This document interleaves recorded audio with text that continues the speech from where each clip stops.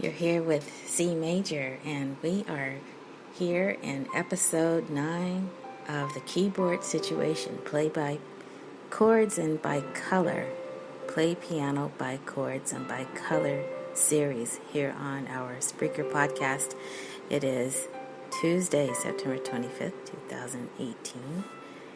Do you remember what it was like to color? I recently visited a website, coloringme.com. It was recommended by one of the parents of one of my students, and they have coloring activities for adults over there. So you'll notice on the CMajor Before the Show page on Facebook that I've posted a picture for adults to color. It's a music photo. Music note coloring pages for adults. It goes along nicely with our series as we wind down to the last 4 episodes.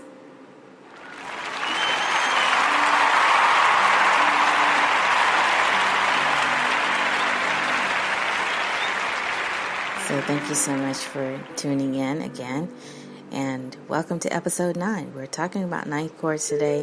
We're trying to put some color into your music making. By that, I mean chords that sound colorful. You may be tired of playing the same everyday triads. You need to spice up your sound a bit. Whatever the reason, we're trying to be that go-to podcast that spells it out for you and gives you a way to grow stronger in your music making.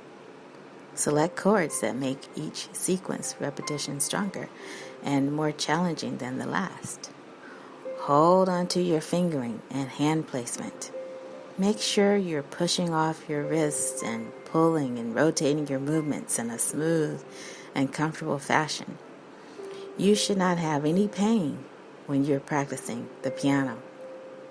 Playing the piano can be very physical. Talk to your nearest music professional about the art of playing the piano properly. Before we delve into 9th chords, let me give you a rundown of today's discussion. I'll be back in a moment.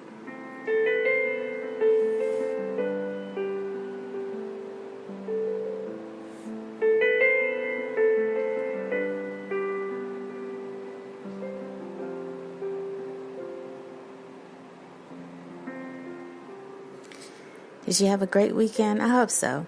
Did you get to do anything musical over the weekend? I hope so. Were you in the city over the weekend? I hope so. There are so many fun events and concerts happening in New York City. Make sure you get to do something. Everything from free rehearsals to free concerts and more. Here's today's rundown. Developing your recreational keyboard style. Comping with C, F, and G. Comping with C7th, F7th, and G7th chords. Playing 12 major scales. Comping with F, B flat, and A. Da capo el fine. Major 7th chords. More major 7th chords. And still more major 7th chords. Now, 7th chords. More 7th chords. Minor 7th chords. More minor 7th chords, and still more minor 7th chords. Comping with 1, 6, 2, 5 progression. Diminished 7th chords. Chord chart for C only. And finally, as we approach the 3rd hour of today's podcast, we will get to 9th chords, so just stay with us because I felt like we needed to do a little bit more thorough job of covering 7th chords than we did last week. So I'll say a little bit about next week and to prep you for the closing out of the keyboard series. But I'm glad you're with me today, so stay with me, and we're going to have a lot to cover. I'm excited about it. I'm thinking ahead, just wondering how to give it all so that you get it. So just be patient and stay with us today. So, do you remember what it was like to color? because if you do, then you won't have any problems developing your own recreational keyboard style. So what I'm going to do now is to take you over to the most basic way to comp. We went over the definition of comping last week, so I'll try to revisit that definition for you. And if you can, try to keep a little dictionary on your nightstand or somewhere close by. When I was growing up, one of my favorite things to do was read the dictionary. I loved spelling. I loved playing those spelling board games and participating in spelling bees. But just to have something like this handy, then you can look it up. In fact, I have one right here, so let's just see if it says anything about comping. I didn't think I would do this during the podcast, but since I have it open, let's just see what comes up. Okay, so in your most basic handheld dictionary, if I look up the word comping or comp, let's see if it gives me anything. And it doesn't. It just mentions compensate. The first word with C-O-M-P in this dictionary is compact. So, let's see if it... Nope. And then the first word with C-O-M-P and an I afterwards says compile. Okay, so we really have to refer to comping as a musical term. So if you happen to have a music dictionary, see if you can find the word comping. Okay, but what I'm going to do now, because I'll be playing throughout today's show, is to go over to my keyboard. And so when I have a chance, I'll play little music breaks here and there as well, just to kind of give you a chance to think about what was said. Okay, so just be patient with me today. And now I'm going to go over to my keyboard. I have a little bit of heat going today. It feels a little chilly with the rain. And I also have the fan going today. So you hear a little bit of that today too. Let's see what I have going. Okay, so here I am on my favorite MIDI keyboard, my Slab. If you watch any of the internet teachers, they basically use MIDI keyboards too, especially the ones that work with their computers. And so,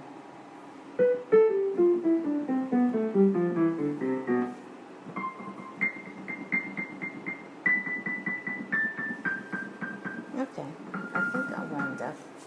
Just want to make sure it's coming through my actual monitor.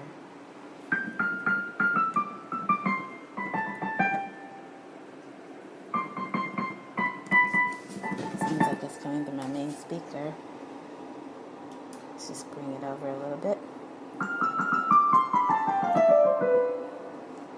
Okay, let's see if that... Okay. So what I wanted to do was go over to page 15 here in the textbook that I'm using for this show. And again, if you have any questions about the resources that we use, feel free to contact me so I can give you the information.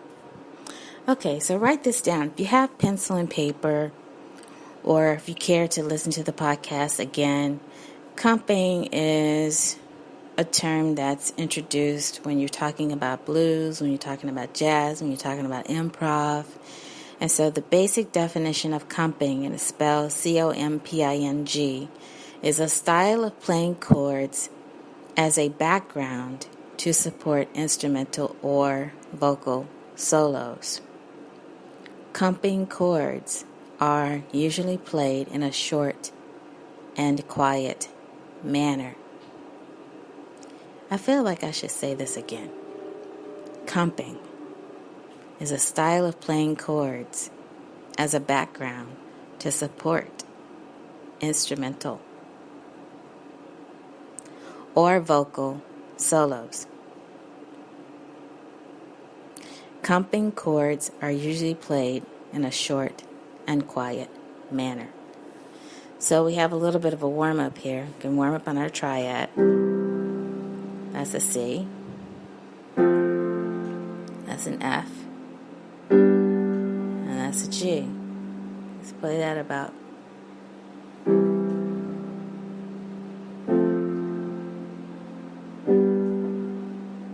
Let's play it again.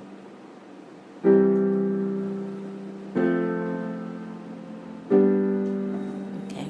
I'll tell you what, why don't you keep that going? Just practice that over and over and over again. So as you warm up, and I have something I need to do real quick, and then I'll be right back. But I'm going to put some music on so you can listen in the background, okay? And then I'll be back in a moment.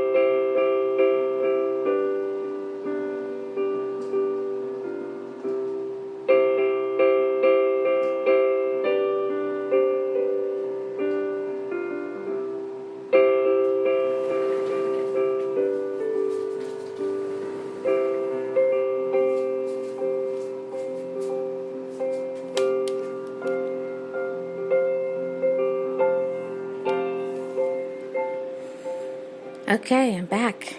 So thank you so much for waiting. And I hope you had a really good warm-up. You know, it happens sometimes when you're doing a live show and you just have something you need to take care of. And then just come on back. So I'm glad to be back with you. And I hope you had a chance to warm up on your C, F, and G chords. Aren't they fun to warm up on? You can just play them over and over again. I have the students that, they just can't get enough of C, F, and G. I have students that have been working with me for months, going on a year, just on your most basic triads. And they're gradually growing into other triads. But let's imagine you are on your first gig. So give an applause for your first gig.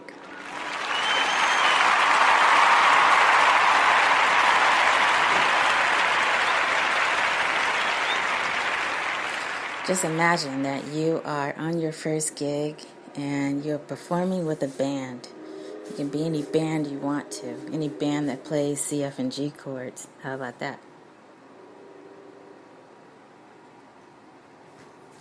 So here you are with the band, and you're just playing quietly in the background. Somebody's talking or somebody's singing, and all you have to do, your only job, is to play C chord, C chord, C chord, rest, rest, rest, C chord, C chord, C chord, rest, rest, rest, and go to F chord, F chord, F chord, rest, rest, rest, C chord, C chord, C chord, rest, rest, rest, G chord, G chord, rest, rest, C chord, C chord, C chord, rest, rest, rest. Now C, C, C, C, C, rest, rest, rest, C, C, C, C, C, rest, rest, rest, F, F, F, F, F, rest, rest, rest, C, C, C, C, C, rest, rest, rest, G chord, G chord, F, F, C, C, C, C, C, rest, end on C. So I hope you got all of that. So I'm going to play it again. This time I won't say anything, and then you can try to catch up as best that you can. So I have students that will do that too. I actually recommend it, especially in the case of a song, or if you can record what I'm doing now and just play it back so that you can rehearse along with it. So don't worry so much about your speed. If for some reason you aren't able to keep up, then you can practice on your own and then turn the recording back on and see if it's there. Also, if you do have the type of keyboard that will let you record, you can either have a music professional record it for you and then practice it yourself when you have some time. I'm taking a moderate tempo. I'm not using a metronome. And I'm just giving you a sequence to practice using C, F, and G, or as some musicians would say, 1, 4, 5, if you care to use numerals. Okay, so let's try it again. Now, that little tricky part in there with the F, basically that was 2/8 notes. So that was 2/8 rest, quarter rest. Basically, if you want to talk in terms of time values, which we are, by the way, talking in terms of over at the CMajor radio show, so join us over there. The CMajor radio show, by the way, is really the originator of this show. I believe I started over there first, and then I came over here to Spreaker because I wanted to add a little something to what we were doing over at the CMajor radio show. So we started as an after show, and then I found that after show was this popular term that other broadcasters were using, let's say it like that. And I thought, well, it's not really an after show, it's really kind of a before show. So I don't really see that many people doing it before the show where you prep the listener for what they're going to be hearing. And I like to think of this as a before show too, because it's leading you to the CMajor radio show. The CMajor radio show is now a serious show. It started off more as a chatty show, telling stories mainly, talking about what my students were doing, and very little sound effects, if any, very little playing, if any, just this dry show of me talking about what's going on with my own music making and how I like to explain things and how it's going, and to share some fun stories. And then I thought, I could keep that a little bit more lighthearted over at CMajor before the show, and then make the CMajor radio show a little bit more with a serious bend. So the reason for the sound effects over here is so that you feel like it's a fun introduction to a conversation about music. And so that's the reason for the sound effects. They may sound a little sound effecty, if that's even a description. But they're supposed to be. They're sound effects. So everything from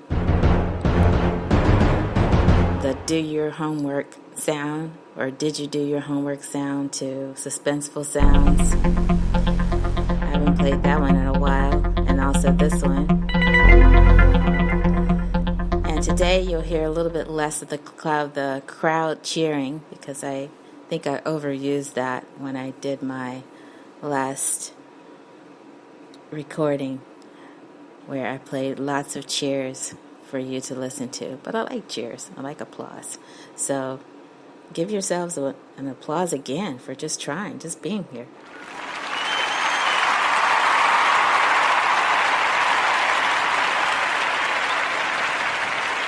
That's great.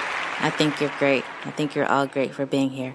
So here we are on the first gig. You're playing along with the band, and now I'm going to play and say nothing. So here we go.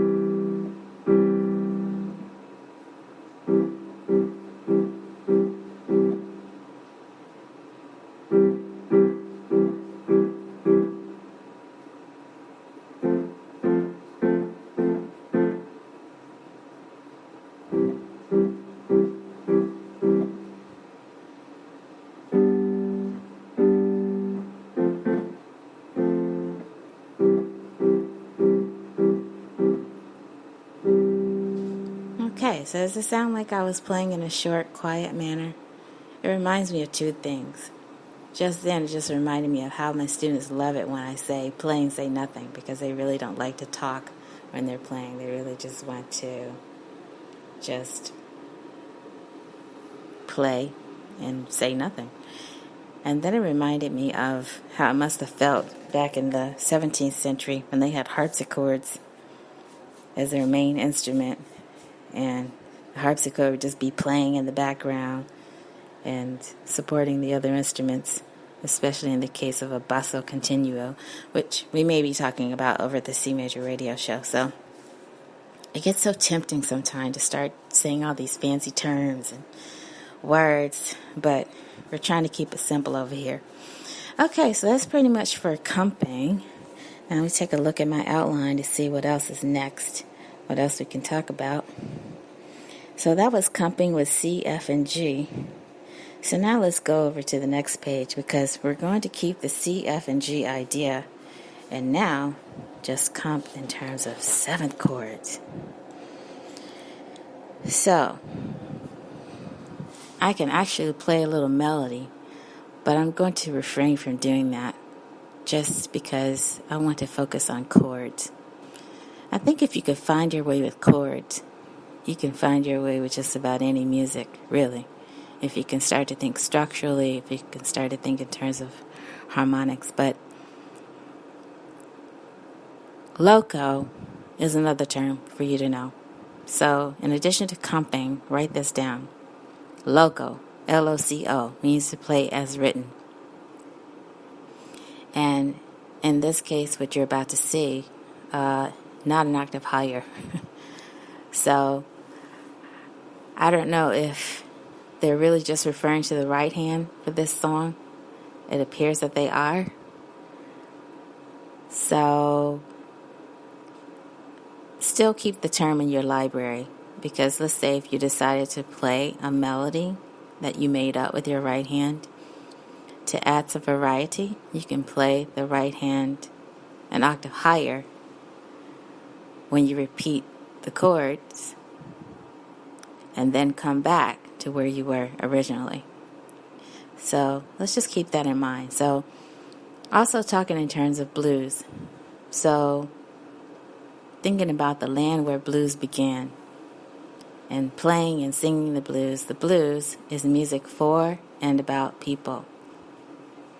By using the special sounds of blue notes with a 12-bar blues chord progression, the blues offer a way to express common feelings: sadness, loneliness, neglect, or even hope.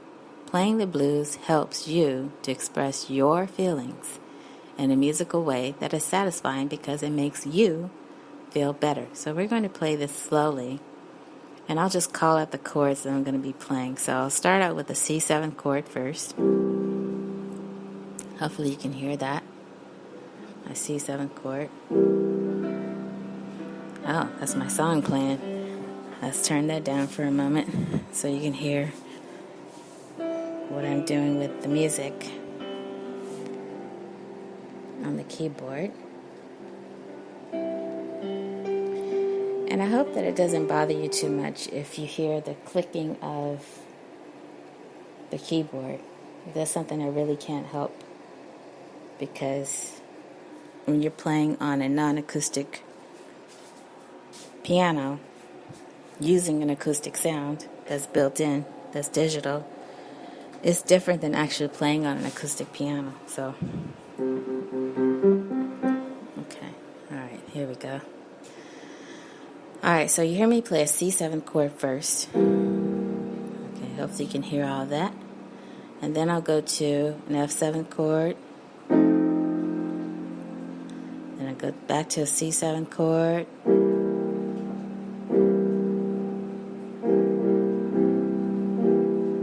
Okay, then F7 chord.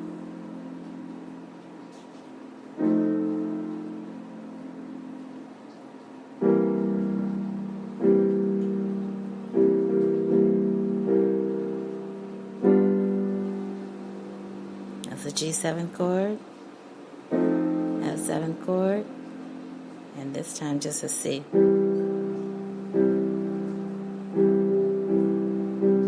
Now the C7 chord plays a whole note, F7th as a whole note, back to C7, C7th again. I'm going to repeat that.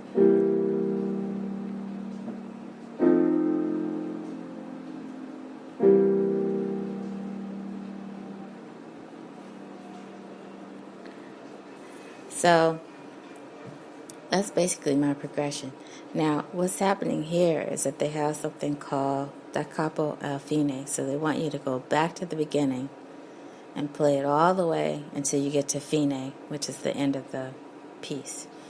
So if you have a chance to look up that term, da capo al fine, and I may say a little bit more about that in a moment.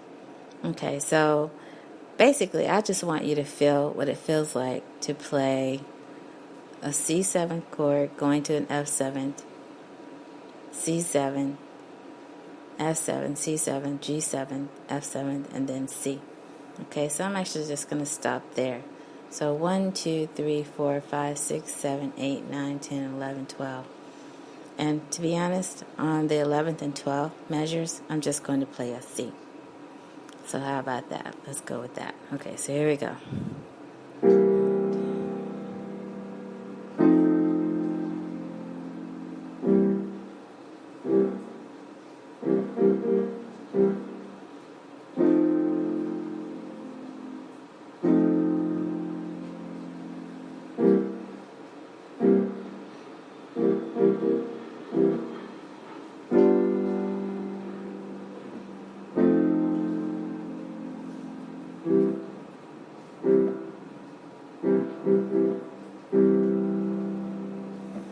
Okay, did you get all of that? I hope so.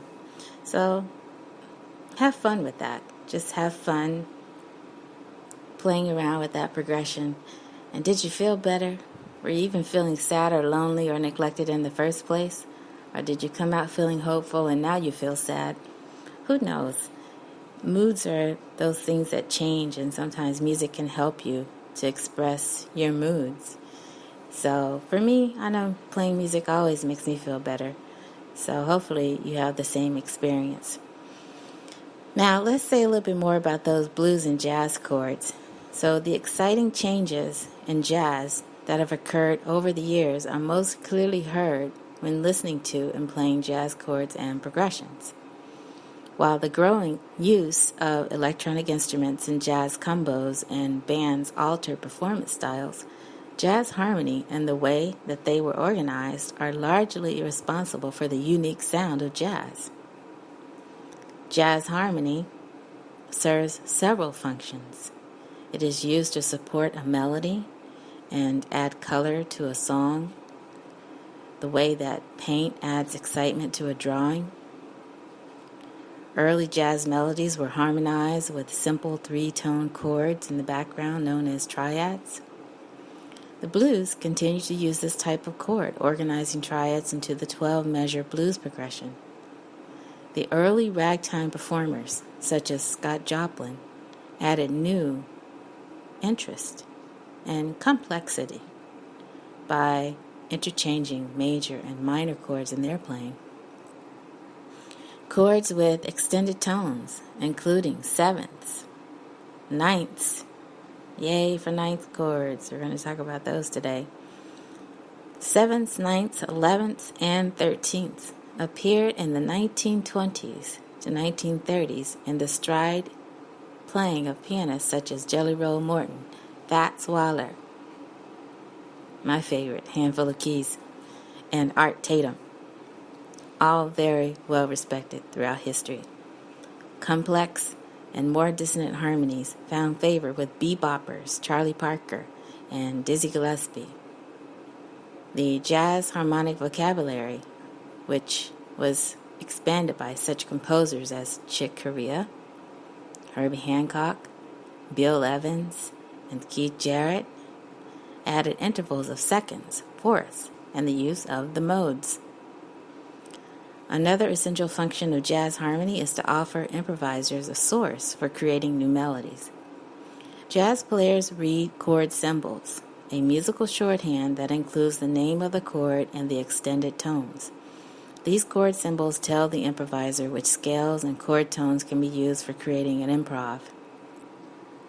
A keyboard player usually comps, meaning plays short, syncopated rhythms, during a solo, playing chords with the left hand and melody, improvised or written, in the right hand, or will comp with two-handed chords when backing up a soloist in a band. Count Basie, one of the great big band leaders and pianists of the 1930s, was one of the first to use comping in his playing. Comping was used extensively by Bud Powell, Thelonious Monk, Oscar Peterson, and other bop-style pianists to create rhythmic excitement and harmonic variety. Jazz pianists have increasingly expanded the use of altered chords, tones outside the basic chord, chord substitutions, daring voicings, the arrangement of tones in a chord, and expanded the use of 2/5 and chromatic chord progressions. So what you're going to hear me do today is just something really basic. I'm not going to get into voicing. And you may also have a question mark in your mind. CMajor, why don't you talk more about female pianists, women pianists, lady pianists?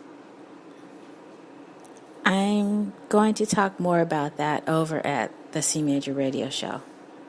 I'm providing more of a historical context over there. And so I promise you, I'm going to be sharing more stories about the women in blues and jazz who have laid the path for all of us who are striving to share our sound. And it's an honor to stand on their shoulders and to follow their legacies. And I have a couple of pictures here that I want to share with you. There's a picture of Mr. George Benson, and it just says here that he is one of a small percentage of artists to achieve commercial success in the jazz, soul, and pop genres. Let me say that again. George Benson is one of the small percentage of artists to achieve commercial success in the jazz, soul, and pop genres. He is noted for his speed and agility on the electric guitar. So that's something you can talk about over coffee with your friends who are into jazz and blues, and to carry on a conversation about what you know. I believe Mr. Benson resided in the greater New York City area for a long time and then was able to branch out into other areas with his family, but very well respected in the music industry. And then at the top of the page, we see another photo, one of the leaders of a new generation of jazz musicians, Mr. Wynton Marsalis.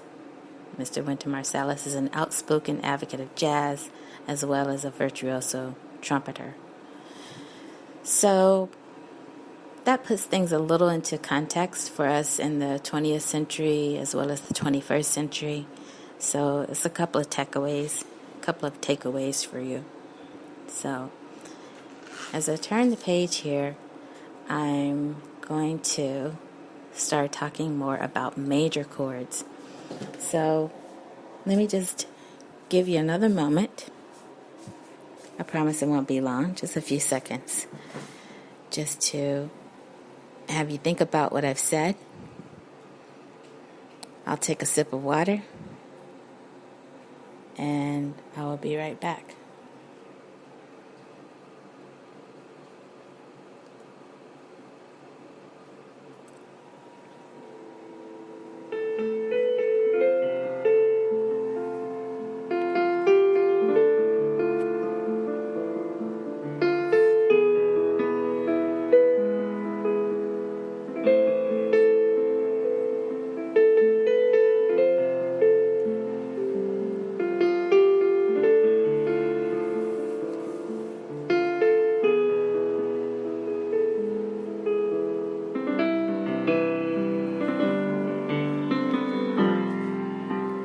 Okay, so we're here, and we're back here on CMajor before the show. That didn't take long, did it? It's just a few seconds. Chance for me to grab a sip of water. I just love taking my time on this podcast, because I feel like we can just be relaxed and just take our time and get you the information that you're seeking.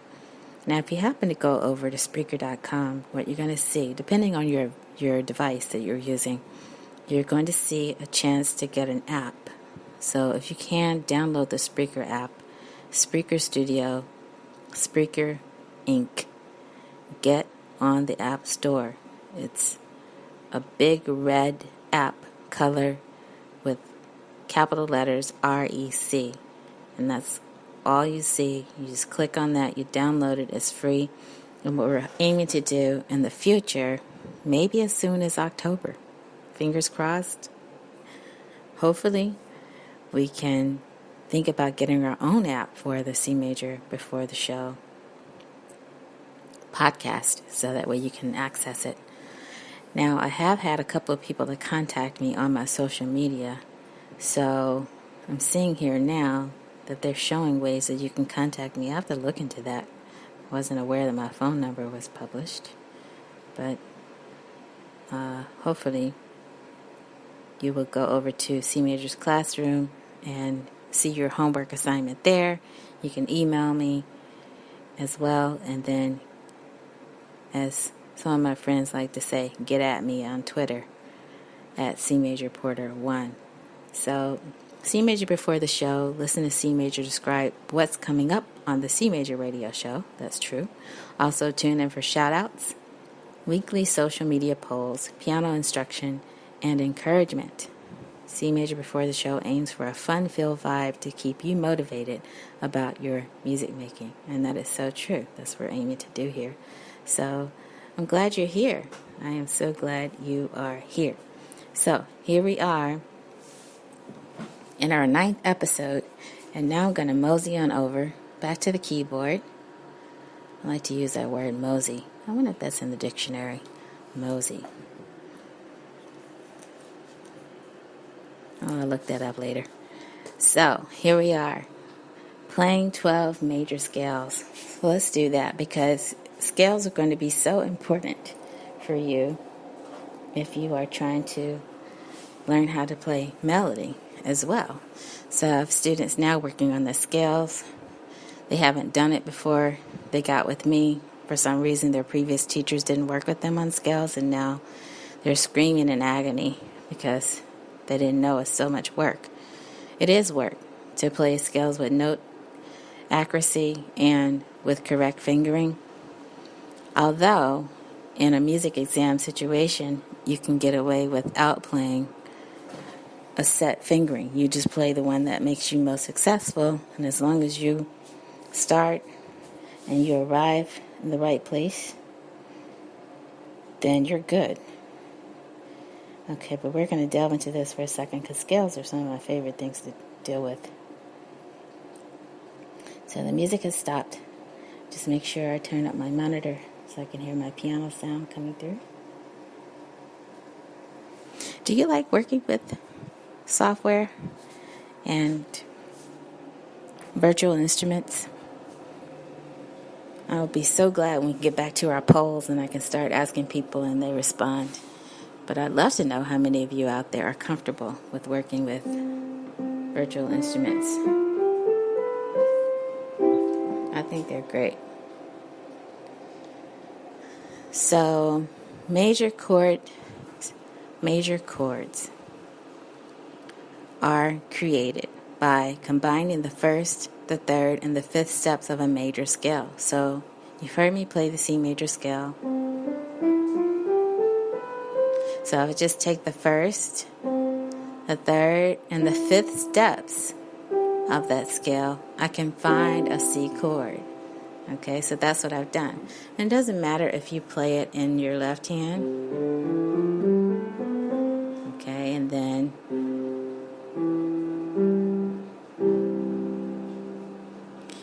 and I need to apologize to you. I like apologies. I think apologies are great, especially when you're using it in a lighthearted sense, not a sense of just feeling like your value is less than what it is, but just being able to say, I probably should have thought about what I was saying before I said that, but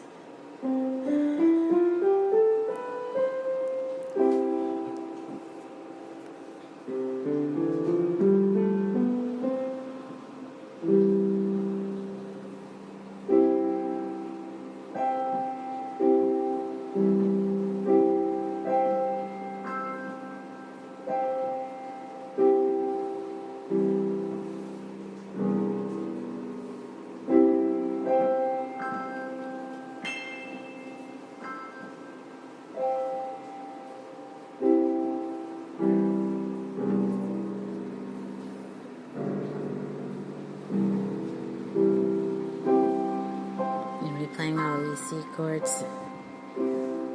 It's just so fun to play.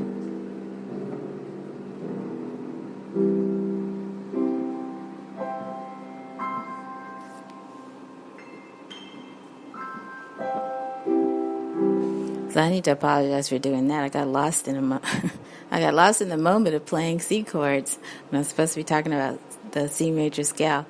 So I wanted to apologize because I think I might have offended some of my Facebook friends by saying they were grumpy. And the reason you know that, because then you start seeing all these pop-up of ads that reference your words. That's why you have to be so careful with your words on a podcast, because there are bots that are listening, there are trolls, there are all these human people behind the trolls that are listening, and next thing you know, you get an ad pop up. Join this group where we're talking about grumpy posts. And I'm like, you're kidding me. It's like you can't say anything. It's like I was just saying some of my Facebook friends are a little grumpy, which they are. And they even tell me that my posts are a little too bright. One of my friends said, why are your posts always so happy? Because I like being upbeat. Anybody that works in music retail you know that you cannot be a grumpy salesperson and make sales. You just can't. So it does benefit you as a popular salesperson, if you're aiming to be one, to put on a smile and say, hey, how you doing? Have a great day. It's good to see you. Upbeat works, especially in retail sales. So I think that conditioned me to just want to say, good morning. How's everybody doing? Have a great day. And some of my Facebook friends kind of resent that. Why is she so happy all the time? But my apologies. I did not mean to call you grumpy. And please do not send me any more ads saying, join the Facebook group for grumpy posts. I mean, I didn't say it for that reason at all. And I want to join a group for grumpy posts. And I want to stay happy. Right? Give applause for that. Hey. CMajor is an advocate for happiness. Although I write sad songs. So here I'm saying all of this and they're saying, well, why do you write heartbreak songs? Because that's what happened. You know, I had to write about it. That's what happened. But good news, I'm going to be writing songs that deal a little bit more with the wonder side of C major. They won't necessarily sound happier because I think my natural sound is melancholy. But I think that it will be with a different, definitely with a different vibe.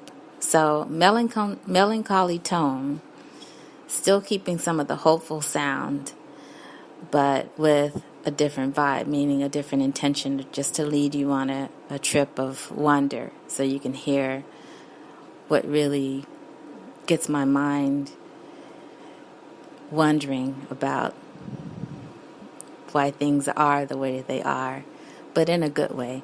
So here we are with the C major scale. So what I want to say about this, because I saw this over on YouTube, and again, it's just along the lines of grumpiness, where somebody's getting upset because they said a C major scale has 8 tones. And the person is commenting, it does not have 8 tones. It has 7 tones. You don't call the repeated tone an 8th tone. I can agree with that. So if you care to, just count 1, 2, 3, 4, 5, 6, 7, 1 if you want to. Okay, if that makes you happier, then do that. 1, 2, 3, 4, 5, 6, 7, 1, as opposed to 1, 2, 3, 4, 5, 6, 7, 8. But I think in the grand scheme of things, you will see a lot of publishers will label it as 8 tones because you hear 8 sounds. And they do count that higher sound as an 8th sound, even though it's just the sound an octave above your initial sound, which is here. So if I start on middle C and go up, this is what I have for a major C major scale. Okay?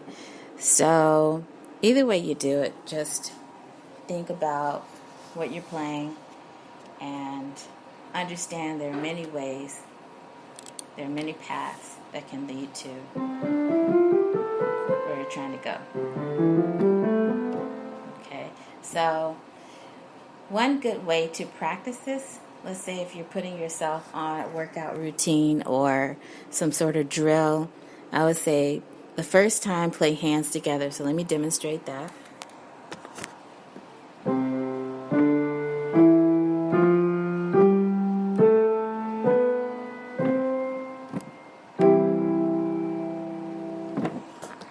Okay, so I played that a little bit fast because if you see the illustration, you'll see that they notated every note as a whole note. So every tone appears as a whole note. But there's no time signature. So you don't have to play everything as being held for 4 counts. You don't have to do that. But you can do that. Or you could speed it up. You could speed up your playing and make your playing as fast as you can go. But that was the first time. So let's imagine that you have a drill set aside for yourself. And you're going to play each scale 5 times. Okay, now I'm not going to do that right now because you'll be really annoyed with me. And then you'll be grumpy. And I want you to stay listening to this podcast, especially if you are listening on your way into work, if you happen to be driving a truck, if you happen to be walking along or jogging along somewhere and you put on CMajor before the show. I want you to have a good experience and to be really in tune with what we're saying here and to enjoy our podcast.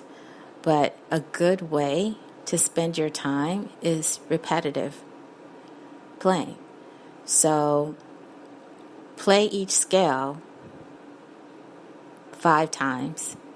I actually like 6 times, to be honest. I like 6 or 7 times. 5 or 6 times I think is good. So you decide, because I think it takes about that many times before it starts to stick. But either way you go, the first time you're going to play hands together. So let's say if you play your C major scale hands together 5 times, which I will not demonstrate, and then the second time you start to divide your hands. Now this is actually opposite from what I was taught. I was taught to start with hands separately first, hands alone, and then hands together. But I think just jumping in, playing hands together first, it gives you kind of a measuring stick, if you will, to see how you're going to do when you initially play hands together. So hands together the first time may be a little bit rocky. Then the second time, go ahead and play one hand alone. I'll pick a hand for you. Play your left hand alone. And then the third time, play your right hand alone. And then the fourth time, play hands together, higher or lower than written. And then the fifth time, you can just close your eyes and imagine you're playing in front of an audience who wants to hear you play your scale and play your hands together. So that gives you a way to really feel it, to put it in to your muscle memory. And I want to add a step. So that's why I say, 6 or 7 steps. So 5 to 6 times if you practice, and then you decide to add a 7th step on your own, that's great. But you can squeeze in the first time that you play hands together by saying the letter names of the scale.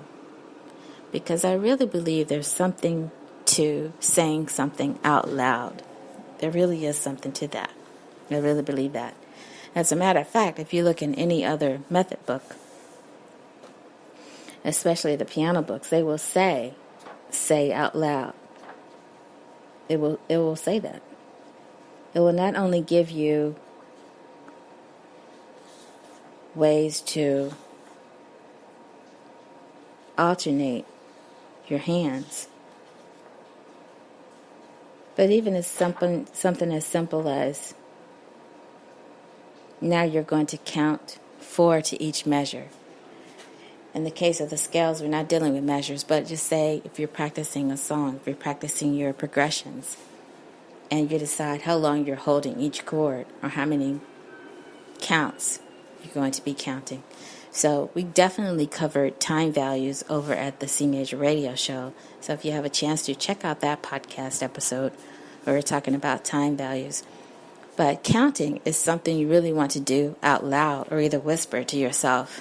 And it's so interesting how some of my students really rebel against that. I don't know if rebel is the right word, but they really resist counting out loud. And here it is again, where I'm able to give an example of what professionals do. And lo and behold, you go to a rehearsal, an open rehearsal by one of the nation's leading orchestras, and there are these professional musicians counting to themselves. Why? Because they know they cannot afford to lose their place. And so counting is also good for teamwork. So let's say that you are striving for those soft skills that we talked about in an early episode, where you really want to gain these soft skills that you can take to the workplace that can also help you if you start to play with a band and others, that counting is a good thing. And the best way to count is to count out loud. And then you can count in your head. So I have students that will say, can I just count in my head? Okay, fine. But just know it's not the same benefit. It's not the same effect as counting out loud. There's something about speaking it that really does something. It just seals the deal, so to speak. I really believe that.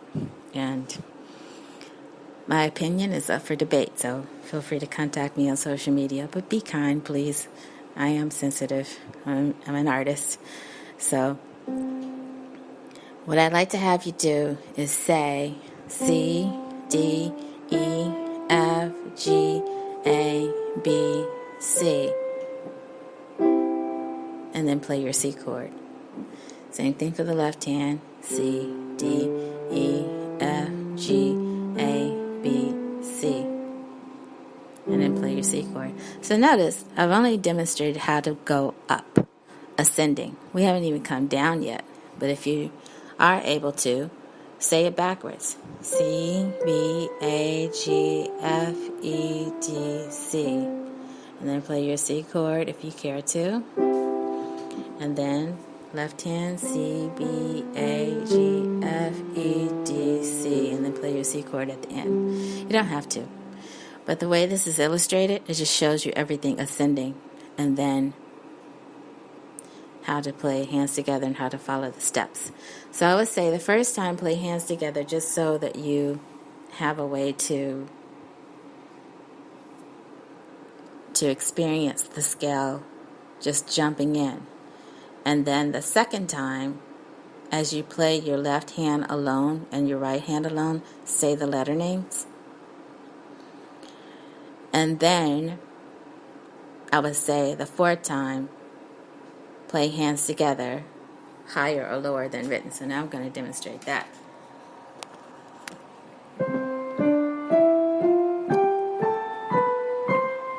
That's higher. Now I'm going to go lower. Okay, now I'm going to jump in and do what they're challenging me to do, and that is to play with my eyes closed, hands together.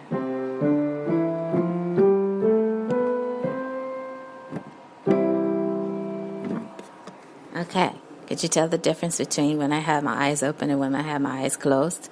No, you can't, but you can tell when you're doing it and what that feels like. So something also really scary for my students when they are challenged with closing their eyes so they can feel it, because playing scales, I believe, is basically a muscle memory exercise. Now, one thing we have not talked about fingering. I just threw it out there. And I think what I'm going to do is over at the CMajor radio show is when I introduce scales over there, I will discuss fingering. So fingering is very important. So you can get away with playing one finger at a time if you want to. And then when you play your chords, you can decide which fingers you want to use for that. So some of my students who are just committing to recreational music making, they want to use any fingers that they want until they gain the discipline to use the fingers that would be better for them to use. So you just have to be patient. You have to be patient with students who are just coming into music making. They have their own ideas about how easy or how difficult it's going to be. They've told themselves for a very long time they can't do it, only to see that they can if they just take their time to do it. And so you just have to be patient as a teacher. Just be super patient. And I'm speaking mainly about adult students. Of course, you're going to be patient with younger students. There's a way to be kind and very thoughtful with younger students, and to also encourage the parents to do the same. And I think that's a good thing. So I'm actually going to be going to a presentation that talks about that, about how to be very kind as a parent and as a grandparent, and to think about how you're speaking. How lovely are you to your children? I think that's very important. So I like to carry that over into my teaching as well, just to be as kind as you can, especially when you're dealing one-on-one with students who are doing piano for the first time. They're scared. And just try to have the best relationship you can with the parents and the family, because they are the ones who are going to be supporting their music making. Parents are in charge of the clock. They're in charge of the calendar. They're the ones that help you make the progress happen. And so while I'm on that subject, I also want to just say that you have some parents that aren't sure of what the benefits are of their children taking piano lessons. So I want to encourage them to know that there are many benefits if you just commit to the idea of having your child taking piano lessons. And don't be afraid to just discuss with them. Some parents think they have to learn along with the child. I think there is something to be said for that too. I think Suzuki definitely does that. They make it very interactive for the parents to be involved in the children's learning. And then you have other methods that may not speak so much to that, but there's a way to do it. So talk with your music professional, talk with a knowledgeable teacher in music education, piano pedagogy. Just make sure you do all of your homework first before you just start thinking that it's just this frivolous thing that a person does. It can be depending on your learning style. You know, it's so funny. I saw a comedian recently that was talking about the learning styles of students, and it was just in reference to a film that's getting ready to come out, and it's comedy, but some people learn best by doing, others learn best by hearing, others learn best by seeing. So it has something to do with that too. So your learning style may be different than your child's learning style. So just keep it all into context, learn as much as you can, talk with a music professional, and you'll pull it all together. It will all work together. So I've gotten off track here. I'm supposed to be talking about scales. So let's go back to my subject for scales. So I played the C major scale for you. So now let me play the G major scale for you. That was with the right hand. I'm just going to demonstrate the sound of it. And I'm doing hands alone, okay? And then D major scale. Left hand.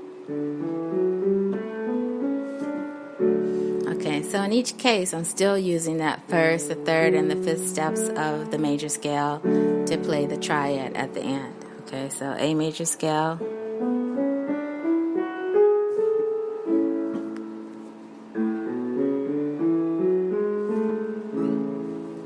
Okay, E major scale.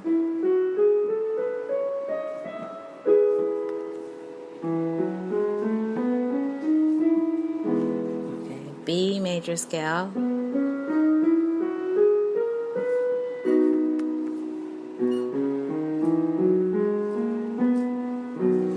F major scale.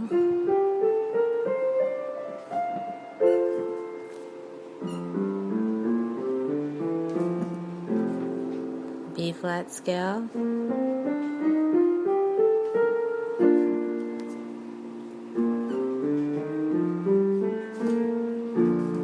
E flat major scale.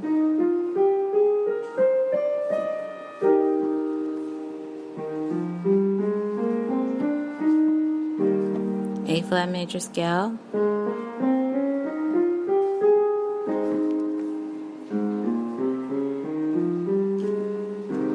D flat major scale.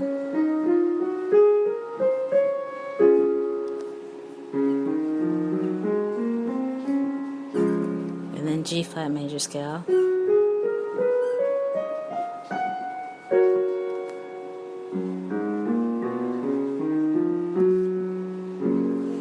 Okay, and I will say this. This is something that I learned very early on because my teacher used with me a multi-key method, which at the time was very popular, and they had very high hopes of that method getting off the ground and having many students learn to start playing in all 12 keys very early on in their piano lessons, like within the first 6 weeks. They would be comfortable playing in all 12 keys because their hands would just be moved in positions where they could transpose very early on. So that's how I learned, and it worked for me. And then there are other members of my family that were learning in different methods. So I think it really has to do with your learning style. It has to do with how much you're able to absorb and what you accept, what you're willing to do, things like that. So, okay. So hopefully that's helping to give you some idea of how you can go about your practicing. And then what I'm aiming to do after the series is over is to really start to help you see how you can practice on a daily basis. But just playing by chords and just playing by color, using color in your playing. Okay, so far in today's episode, we've talked about developing your recreational keyboard style. We've talked about blues. We've talked about jazz. A little bit about pop, but not much. Comping with C, F, and G. We talked about that. We talked about comping with C7th, F7th, and G7th chords. We talked about playing 12 major scales. And now we're going to jump into comping with F, B flat, and A. So I want to go over that with you. Okay, so let me just take a little bit of a break here because I also want to jump into what I'm having you take a look at over at the C Major Before the Show page on Facebook. So let me go with you over there because I did post some things. So we're kind of taking a little bit of a break, and then we're going to come back and finish our lesson for today. Okay, so you'll hear a little bit of music underneath me just so it doesn't sound so dry. Although if you listen very carefully, you'll hear the sound of raindrops. It's raining here in the greater New York City area today, as our weather takes a turn now that we are officially in the fall season.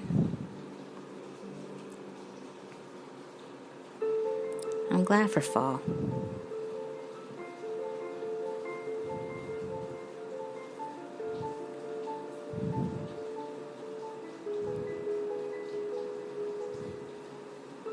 I have an appreciation for the fall season.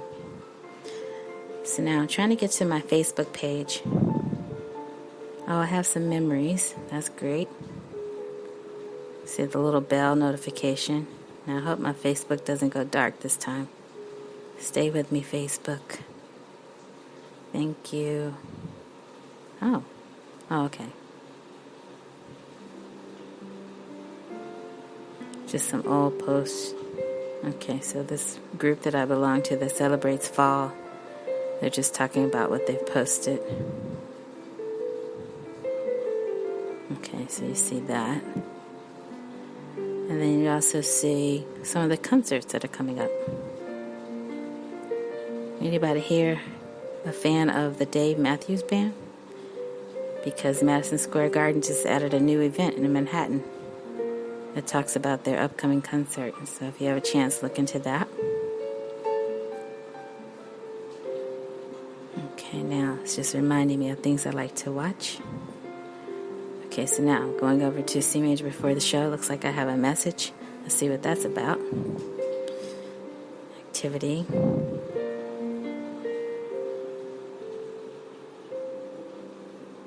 Okay.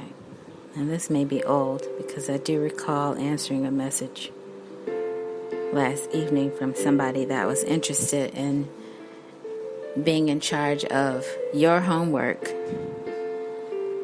And so they wrote to me about that and then decided that this was not the right thing for them.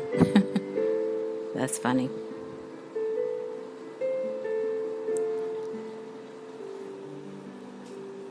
So you'll see that if you happen to go over to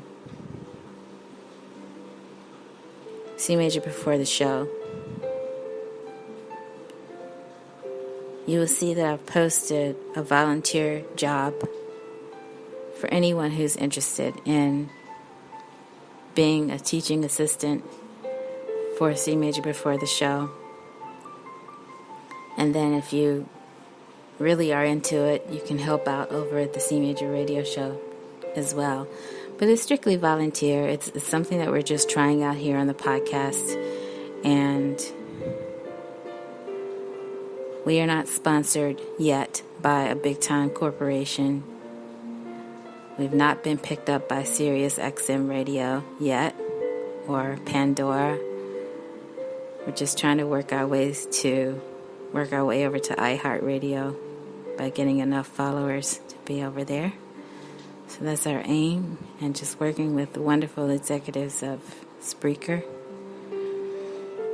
who make this podcast and other podcasts possible. And just trying to get our voice out there. Okay, so here we go over to CMajor before the show, and you'll see a place where you can book now. You can book me if you want me to talk to your group about music making. And we don't have a rating yet. It shows you where we're based. I'm very fast at responding, so if you get in contact with me, just know I'm going to answer you very quickly, even though I'm very, very busy with helping my students offline. I'm still figuring out my friends to invite to like this page, because all my friends have their own things going on, and I can't really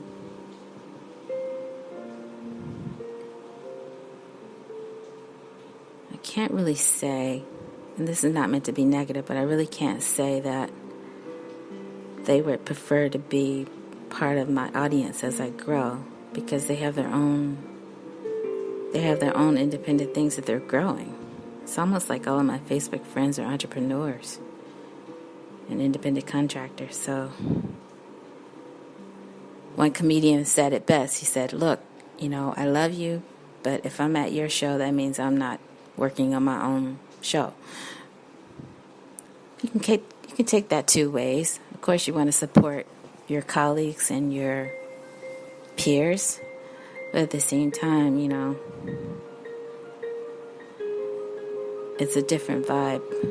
So you just have to work on building your team. And there are lots of publicists out there that have so much great advice on building your followers, building your team, and all of that. But I think before you even think about that, you really also have to think about what's the message you want to put out there, because I think that also helps you too.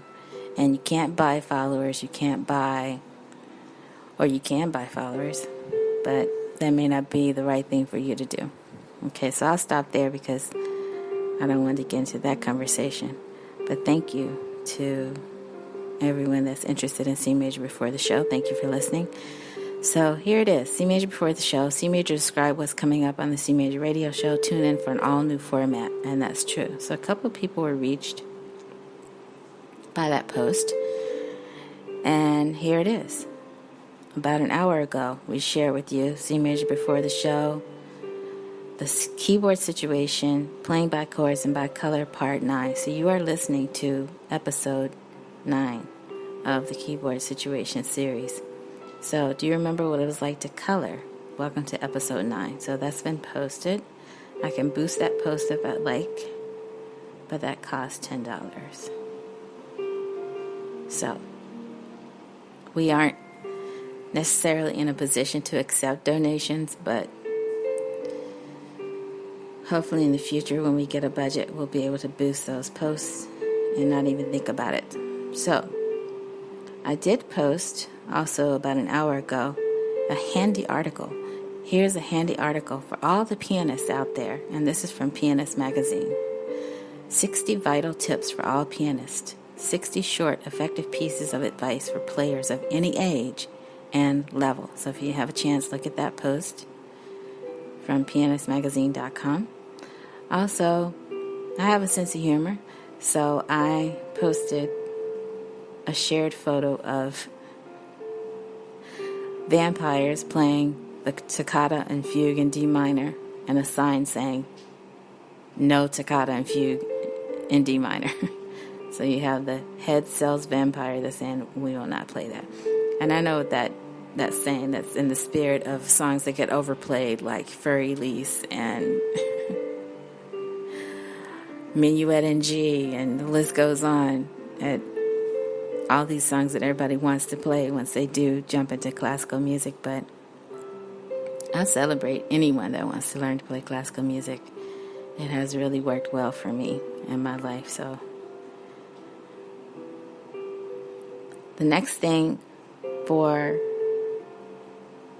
the page is, if you scroll down, you'll see the music note coloring for adults example. So I posted a picture. Hey, y'all, color this. So hope you aren't offended by me saying, hey, y'all. 2 people reached with that post. And then working on tomorrow's script outline. Okay, so that's what I was doing for today. You know, I started out writing like a really strict script when I said that we're going to be changing the format a little bit. And I think that works to a point. But after a while, you just want to flow. You just want your voice to just kind of be heard and not have to worry about reading something in front of you the entire time. But I will say this. Reading from a script really keeps you on track. So all of those television shows that I visited where they're reading from the teleprompter, it works. You should have a teleprompter available so you don't get too off script. And so I'd like to say that I like to work from both. From what's on my mind to what's on a script. Okay, now, I shared this over the weekend, and it's a very great article called Revenge of the Collaborative Pianist. And read it if you can. It's posted by Steinway and Sons. And I love it because when I recently accompanied one of my colleagues, he said, I know you want to play pieces where you feel like you're equal. And he thinks it's funny. He thought, I'm only picking pieces where you just kind of chord along. Kind of what we're talking about with comping. So sometimes, even when you're reading music and you're playing classical pieces or classical-based pieces, it can feel like you're just the accompanist. And then, I won't spoil the article for you, but it just talks about this one pianist that got really upset because the violinist said, I know you're just here to back me up. Don't worry, I'll play the music. You just play the chords. I'll handle the expression. I thought, wow, oh boy. But I recall that, in undergrad where it just felt like the majors who weren't performance majors weren't taken as seriously as the ones who were performance majors who played as soloists and not as ones who were accompanying a choir or just there to accompany another instrumentalist. So I get it. But at this point, to be honest, after you've played the solo route and you know where your strength lies, you welcome any opportunity to play, especially in New York City. Are you kidding me? You just want to get in where you can fit in New York. So I encourage anyone who is in the greater New York City area, find your place. Find where you can fit in and just go for it.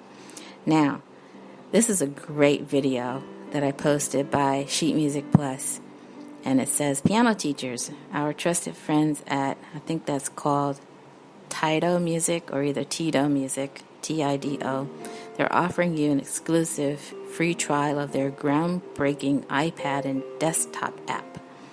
Start your free trial today. So it's a little bit of an advertisement, but what I like about it is that you have these top professionals who are swearing by using an iPad as opposed to using paper.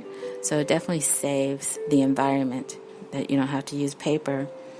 But I also recently talked with another colleague here in the greater New York City area who says he doesn't quite trust an iPad. He's afraid the iPad will go dark. I'm sure they thought of that, so it's not going to happen to you. But I've seen professionals in a performance using an iPad for their performances, and they're turning the page by just tapping the iPad, and the show goes on.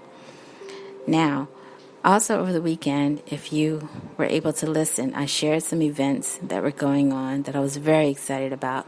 So there's a photo of me standing by the waterfall at the very famous Lincoln Center area, somewhere between the Met, the Ballet, and the New York Phil. And I was just really happy to share some of the things that are going on over there. So there's a free open rehearsal coming up this week. So if you have a chance to tap on their website and just find out more about it at newyorkphil.org. And they have not asked me to say anything about it. I'm just saying it on my own. It's something I'm very excited about. And then in the future, what I hope to do is make some announcements about what's going on over at Carnegie Hall. So I want to take some time to turn my attention toward their programming and to bring that to you right here on this podcast. And so that brings you up to what we talked about in the last C Major before the show, where I shared with you some things that were maybe worth your time to take a look at. And then we had some homework listening. So hopefully you did your homework. Did you do your homework? Hopefully you did, because I asked you to listen to some of the music of Gershwin. So what I'm going to do for today's homework is just post something about what we're talking about today. And I don't know if it's going to be a drill yet. I don't know if it's going to be practice scales. I haven't really quite figured out what I'm going to post for your homework assignment. So just be on the lookout for that, because following today's show over at cmajorsclassroom.wordpress.com, I will post some homework for you to take a look. So I hope you will have a chance to look over there. But thank you so much for tuning in today. Give yourselves a round of applause for staying with us.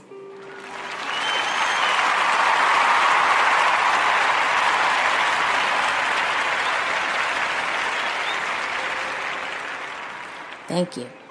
And so now we're going to go back and turn our attention towards comping with F, B flat, and A. So let's go back over there. And let me go back to my keyboard. Bring my music down a little bit. So you're here on C Major Before the Show. I'm your host, C Major Porter. And we are talking about comping. Ways to bring some color into your music making, and also ways to find your voice as a recreational musician.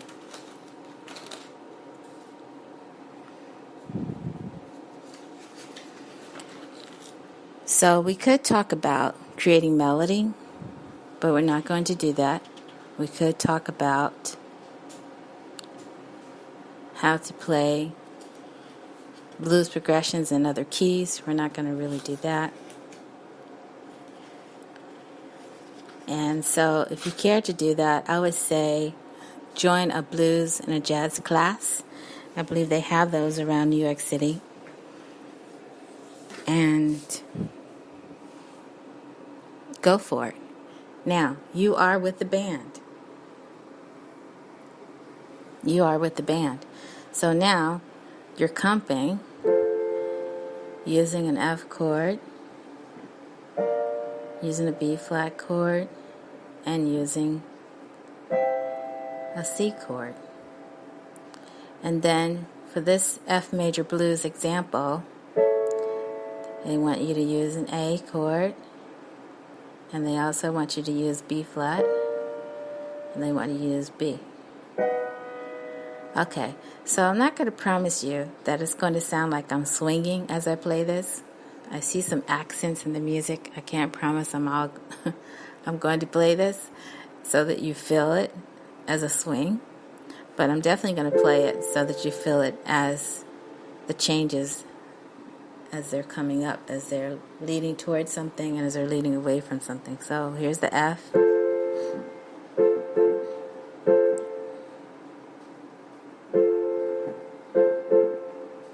Now go to B flat.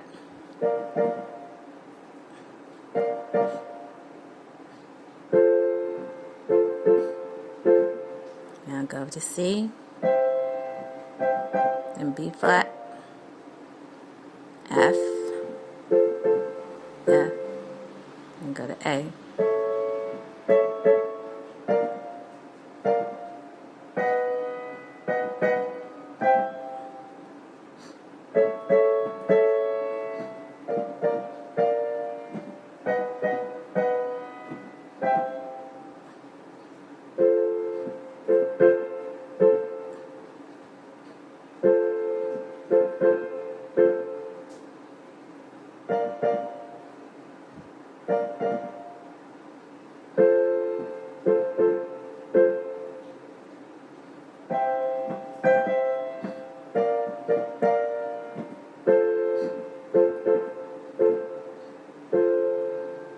Okay, so that got a little fancy for me. So basically what I did was I followed the chords that were used, but in a certain order. So I started out with F for 4 measures. Then I went to B flat for 2 measures, F for 2 measures, C for 1 measure, B flat for 1 measure, F for 2 measures. Then for measure 13, I went into A, 14 B flat, 15 B, 16 C. 17 I came back to A, 18 B flat, 19 B, 20 C. And then I went back to the original F chord and measure 21 for 4 measures, B flat for 2, F for 2, C for 1, B flat for 1, and then ended on F for 2 measures before the double bar line. So I hope you're able to follow all of that. I wasn't able to call it out because I kind of got lost in the music. So let me just do it this time though with the left hand, and then I'm going to put down my microphone and I'm going to play both hands together. So it got a little tricky at the end. So let me just go over that really quickly. So at the end it was... So I think I did something like that. But you can mix it up. That's the great thing about blues and jazz and improvisation. You can, as long as you're staying on the same harmony, you can do something else rhythmically that you may or may not have intended to do. So, okay, so here I go with the left hand. Oh, it's 1.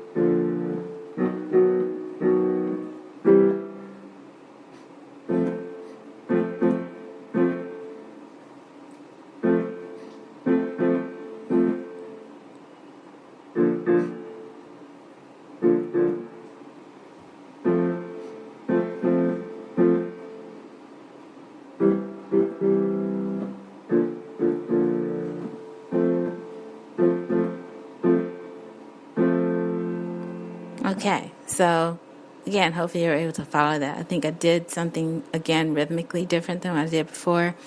And just to give you a heads up, I'm really not doing a whole lot with dynamics.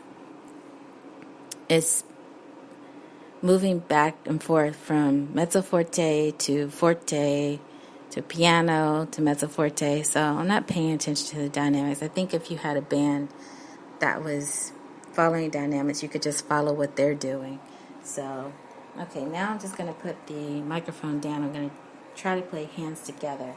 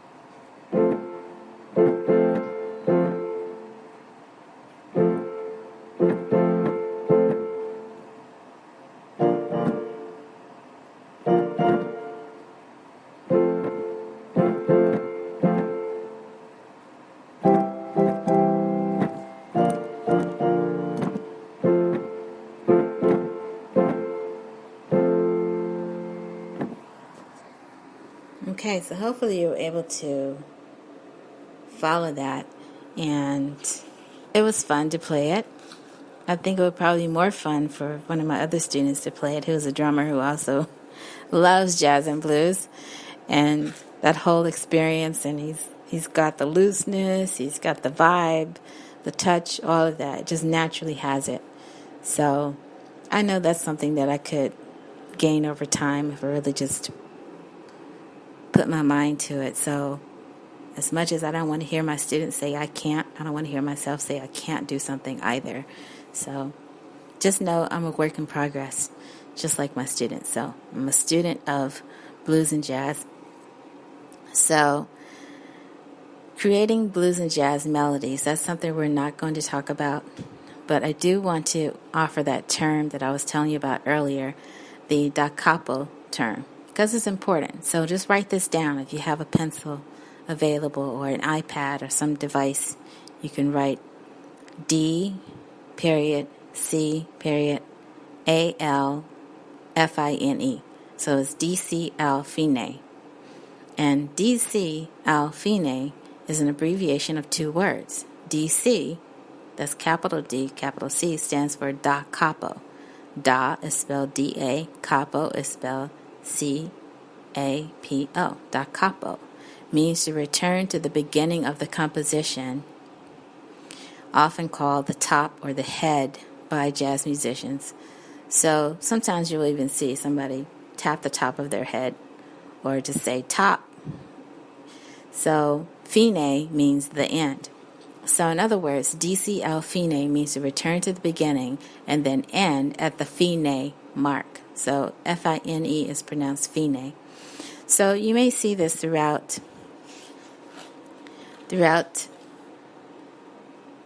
lead sheet examples, other sheet music examples. And here at the bottom of this page, I just want to share with you the picture that's here of Thelonious Monk. Thelonious Monk honed his piano skills in the 1940s, playing with such greats as Dizzy Gillespie and Coleman Hawkins. In 1947, he struck out on his own on an album appropriately called Genius of Music. Besides being a witty improviser, he was a stellar composer. His Round Midnight is one of the most recorded songs in jazz.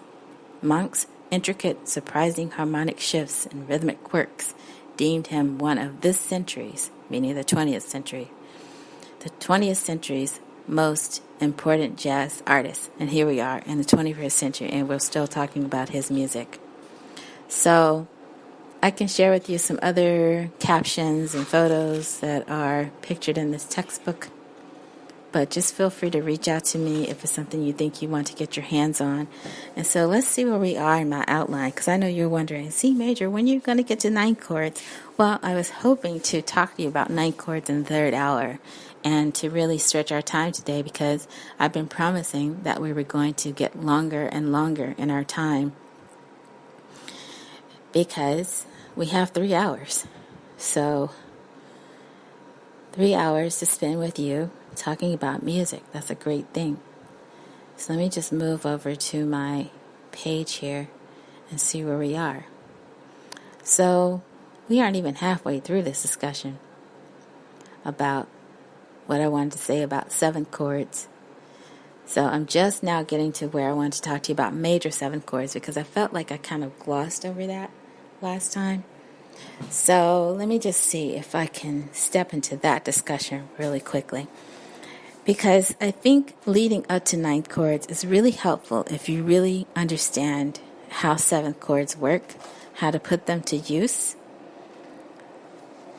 before we go on to talk about other things in our next episode and in our last 3 episodes of this series. So thank you so much for staying with us throughout the Keyboard Situation series. We're here in episode 9 today, and please join us for episode 10, 11, and 12. You don't want to miss it. I have some very exciting things to share with you as you start your journey into music making as an adult, making those pleasing sounds that you want to make on the piano. And so here we are again today talking about the major 7th chord. Now this chord was the one that got me in trouble in college, because I did what my professor hated. I wrote a song with only major 7 chords, and he hated it. And the class loved it.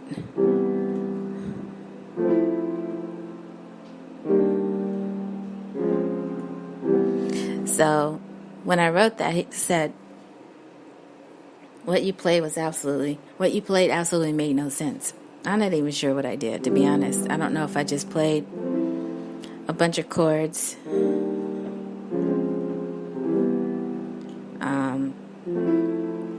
similar to the ones I'm playing now, or I'm tempted to say I used G flat major 7th a lot in my composition. And what he wanted to hear was something more of a solid progression and not just hear a bunch of 7 chords. But I really love the sound. And so here it is. It's described as a beautiful sound. So I liked the beautiful sound of major 7th chords. So you'll see it written as the letter name of the chord, for example, C. And then you'll see MAJ, which means to play a major 7th, because then you'll see the number 7 indicating that it's a 7th chord. So constructing a major 7th chord is created by adding the 7th step of the scale related to a given chord. So many times the performer may choose to omit the 5th from 7th chords. So you can do that. Let me say that again so you get it. A major 7th chord is created by adding the 7th step of the scale related to a given chord. So here we are with the C major scale.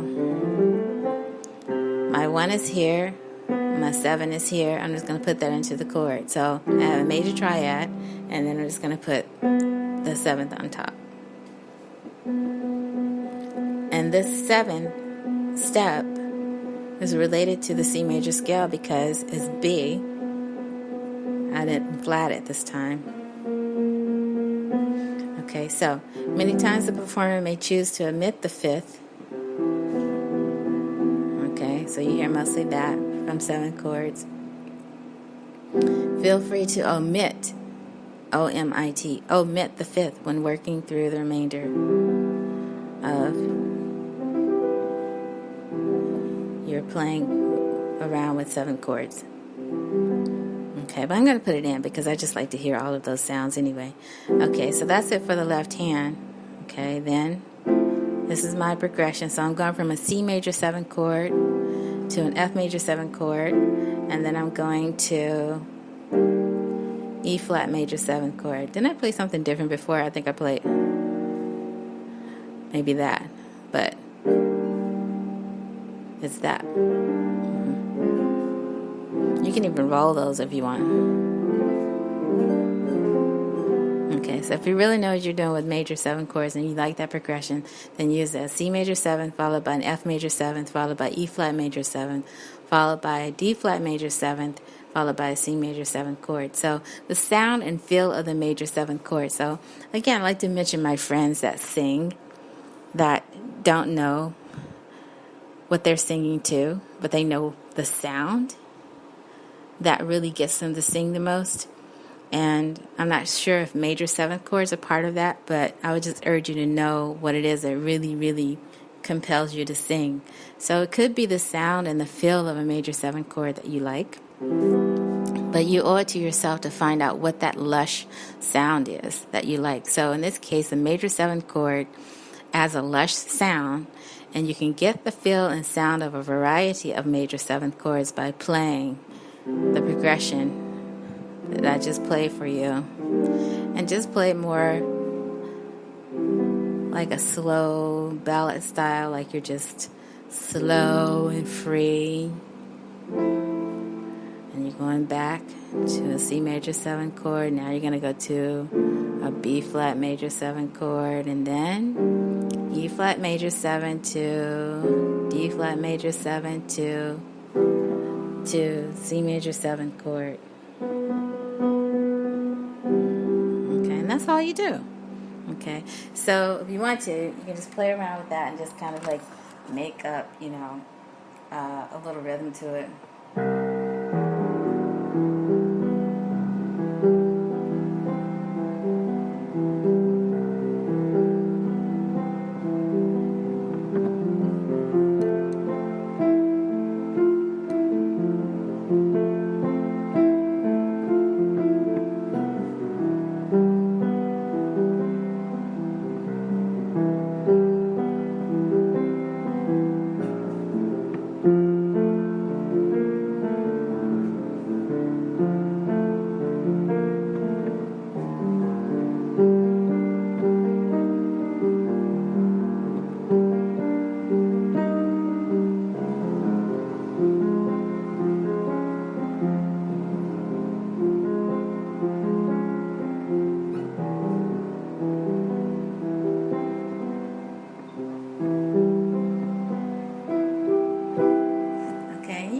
You want to. So that was kind of low. I was playing in those lower registers, so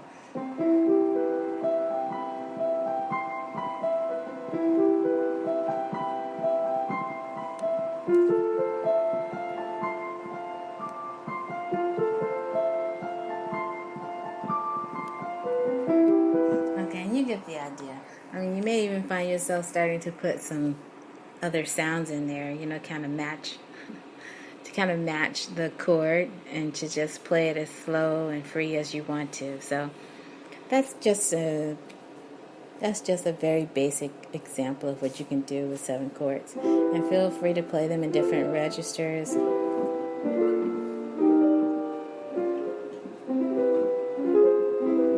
Going back and forth, to the ones that you like. Okay, so you can also play let me just read what this is saying. It's saying jazz and pop music is often created on chord combinations that move only a step apart from each other. So I have musician friends that will do this deliberately because they're lazy, and they say that. They say, oh, I'm too lazy to go to another chord. I just want to do this one. Okay, and that's what they do. So they just go back and forth from one chord to that, and then get a nice beat going with their beat machines, and that's all they do. Just play from one chord to the next, and then they'll put some strings on top, and all of a sudden you have a whole song, and then you have a whole track. So that's the nice thing about playing on a keyboard, is that you can double with strings. So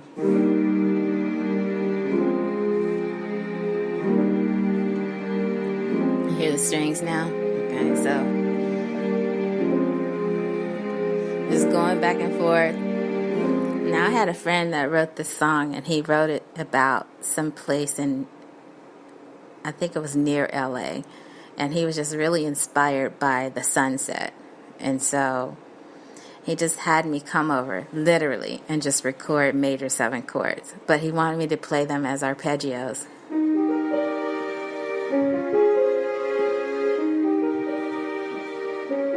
And that's all I did for 30 minutes. And I'm like, you're kidding me. That's all you want me to do? And he was like, yeah. And then he was like, you know what? Just take the piano off, and now just go to strings and just hang on the chord. And I go to the other one.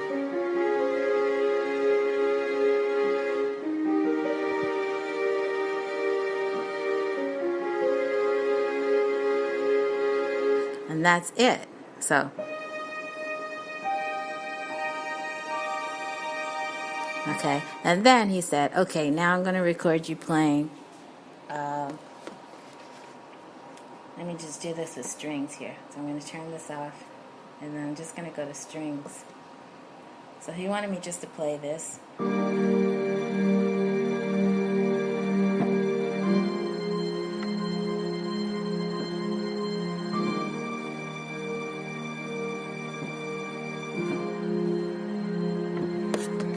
I think somehow the piano sound is still in there, but that's all he wanted me to do, which is go back and forth from an E flat major 7 chord to a D flat major 7 chord, which that's what I'm playing in this case.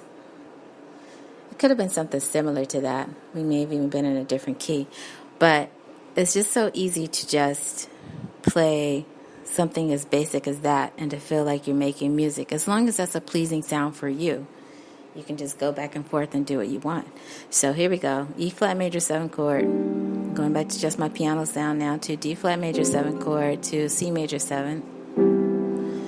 Now B flat major 7 chord. And then down to A flat major 7 chord. Okay, so imagine you're just writing a melody. Or don't even write a melody. Just invite a singer in and see if they can vibe with your sound that you just created. And then have them sing over it. Even if it's just a vocalese. Or maybe they can write some words. They'll be inspired, by writing to what you're doing. So that's it for the major 7 chord. Now, if you want to create like a little library for yourself, you can do that and then practice that. So that's what I'm going to be thinking about for you as I get ready to make this next homework assignment. What am I going to assign you? Am I going to assign you to practice your major scales and then practice your major 7 chords? I haven't decided yet. But major 7 chords are created by combining the first, the third, the fifth, and the 7th steps of the major scale. So we talked about major scales already, and just remember, you can also leave out the 5th scale step from the 7th chord if you care to. So as part of your drill, just practice 5 to 6 times. Play hands together first. Then the second time, you can play one hand or the other hand. And I like to combine that step I was telling you about. Say your letter names as you play. Because if you're talking to your hand, if you're really speaking the letters, it helps you to hear yourself say it so that you respond. And so writing it out as letter names, I think, is a good idea. Now, the other idea is to use that poster I told you about. So actually maybe trying to take a picture of that poster and posting it on my website. I hope that's okay from the people who published it. So we'll see if I could do that a little bit later. And then maybe I'll just have you for homework study that poster. That's a shortcut for me. But we'll see. Because my hand model, the hand model that I've used in the past, is not available to show you these 7 chords. It's just not a very clear demonstration or illustration for you. So it may be more clear to see it in poster form, or go to your nearest music retailer and ask them for a chord chart. Ask them for the fold-out kind and ask them for the plastic kind, and make sure you can see major 7 chords. So here we are. I'm going to put down my microphone for a moment. I hope you can still hear me. So I'm going to play my C major 7 chord together, hands together. Okay, the first time, hands together. Second time is right hand only, left hand only. This time I'm going to say the letter name C, E, G, B. So you hear me say that. See what I did? Okay, now hands together but higher. Okay, hands together but lower. Okay, this time I'm going to close my eyes and play hands together. Okay, so you can't hear me closing my eyes when I do that. But just trust me, I have my eyes closed. So you can do that for yourself too. So I just like to throw in the extra step of saying the letter names. So that gives you something to work towards. It gives you a drill. It gives you a way to practice, just getting more practice with these chords. Okay, now we are about, believe it or not, 7 minutes away from our third hour. And trust me, we are going to talk about 9th chords. That's what this episode is about. But 9th chords are kind of a flash in the pan. I'm just going to explain it really quickly to you, and then you'll have it, and then you'll go on your way. So this particular textbook does not cover 9th chords, but I'm very glad they do a great job of covering 7 chords. And they'll mention other chords in their content. They mentioned 7ths, 9ths, 11ths, 13ths, but they just don't illustrate that. So I just want to demonstrate to you quickly how to find a 9th chord using the hand position, the hand placement that we've talked about in the past throughout this series. Either you're playing your chords simply as a triad, or you're playing them in a fuller position where you're doubling the root. And to me, it's much easier to see as a pianist where your hands are lining up with the keys, so you can see the black and white key relationship. So, where does the color come in? In today's episode, the color comes in because you are coloring your sound. The color also comes in if you like to take some colors and just start to label your chords according to how you see them. Do you see a C major 7 chord as a red chord? Is it a hot chord for you? Do you see it as red? Does it really make you light up when you hear this sound? Or do you hear something more lush? Just C even, or a C7 chord. You know, what color comes to mind?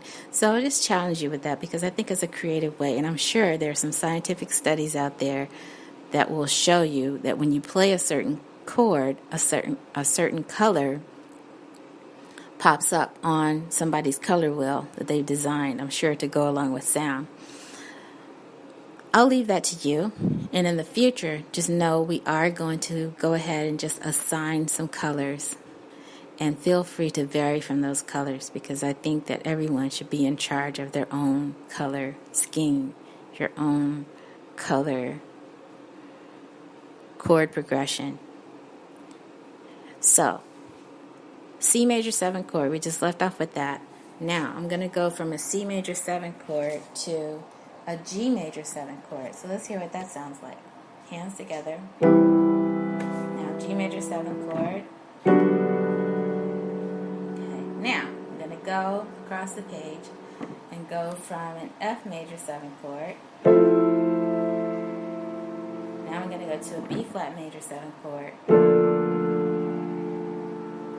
Now I'm going to go from a D major 7 chord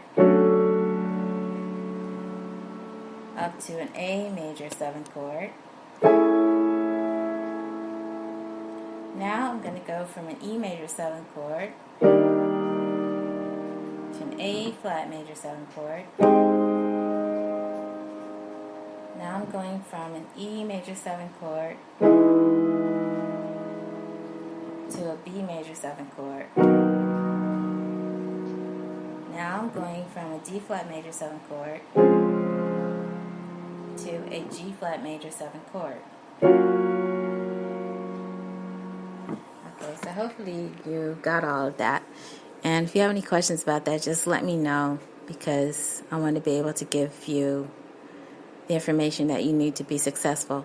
So I'm sure across the internet you'll be able to find a library of major 7th chords on that poster that I talked about last week. Feel free to look for it there. Do a search on YouTube, whatever it takes to get the information. And you may say, but C major, I don't even like major 7 chords. Then fine, then don't use them. You don't have to use major 7 chords. Nobody's saying you have to use major 7 chords. And I think that's the beauty of choosing chords that you like. I don't think you find very many chords as major 7 chords in blues, for instance. You may find more major 7 chords in jazz, but maybe not so much in blues. Okay, so now let's go back to our outline. So we covered major 7 chords. That was very important. Okay, so now let's turn here. So here we are in the 3rd hour. So we're 2 minutes away. And I'd like to just stop and pause here and just regroup, and then give you an applause as you're going into the 3rd hour with us. So thank you so much for being with us today. It's been a great pleasure to have you with us for the first couple of hours. And we've been doing our best to review and give you more information to take with you as you develop your recreational keyboard style. We've talked about comping with C, F, and G. We've talked about comping with C7th, F7th, and G7th chords. We've played 12 major scales for you. We've talked about comping with F, B flat, and A. And we talked about da capo al fine. We talked about major 7 chords, more major 7 chords. And we're still going to go into major 7 chords, believe it. Believe it or not, we're going into more major 7 chords still as we go into our 3rd hour. So thank you so much for being here. Just make sure my garage band stays up. Let's see, did my keyboard change? It shouldn't have changed.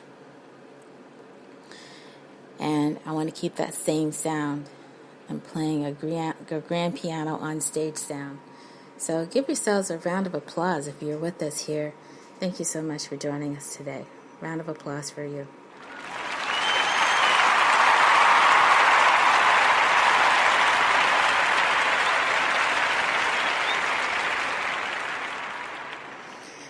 You're here with C Major Before the Show as we go into our 3rd hour, and we're going to talk a little bit more about major 7 chords, and then go into 7 chords, a little bit more minor 7 chords, and then finally we're going to step into 9th chord. So you don't want to miss that. Also, before we get into that, we will say comping with a progression, a 1, 6, 2, 5 progression, diminished 7th chords.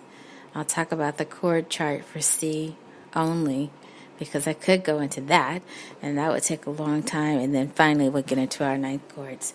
So just to give you an idea of what a 9th chord is going to sound like, it's going to sound like this.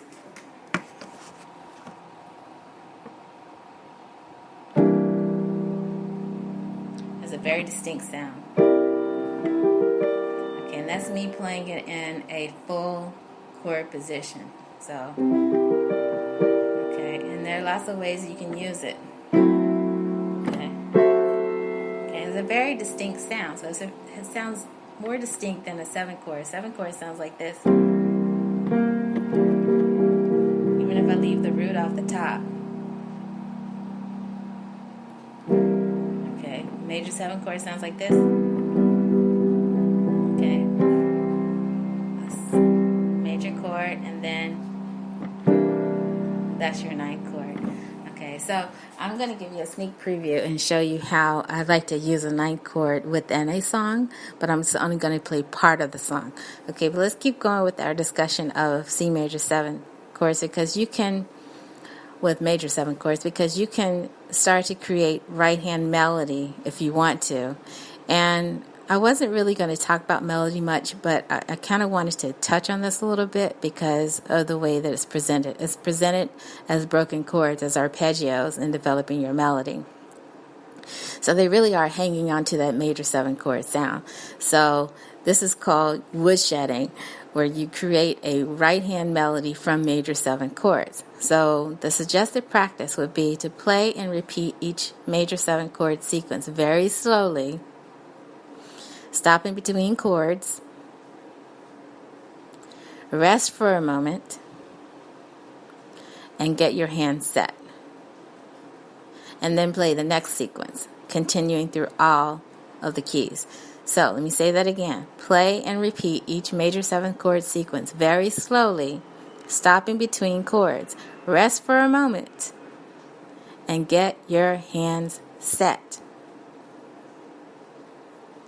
Then play the next sequence, continuing throughout all the keys. Okay? So let's try a little bit of that and see what happens.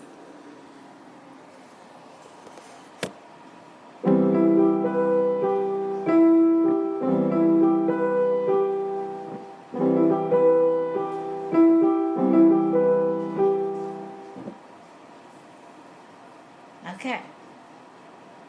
So I'm kind of resting. Play and repeat each major 7 chord sequence very slowly, stopping between chords. First of all, I didn't follow the instructions very well. I didn't play very slowly. So let me go back and do that.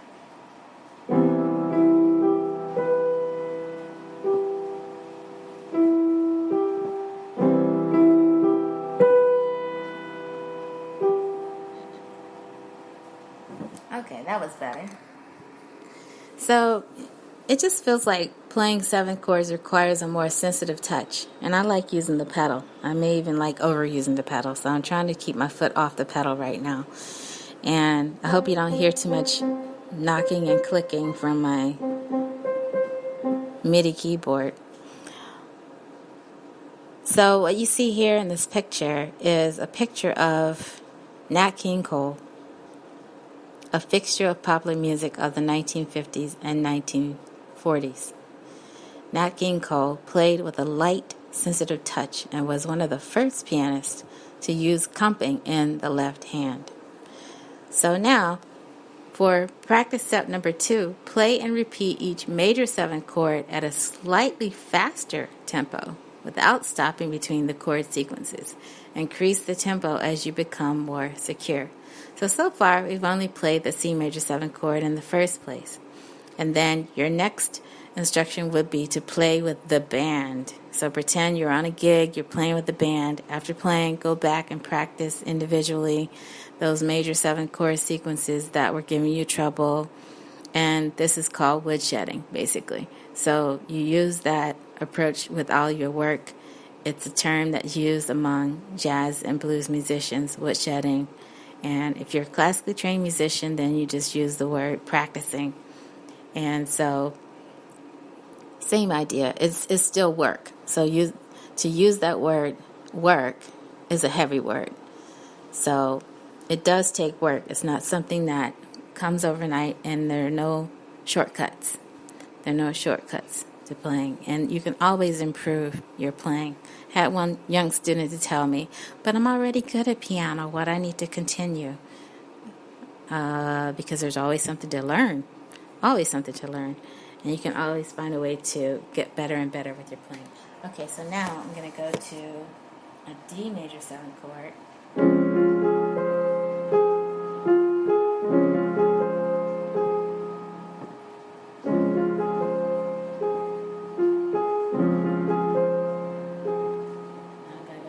Major 7 chord, and E flat major 7 chord. Okay, you get the idea, right?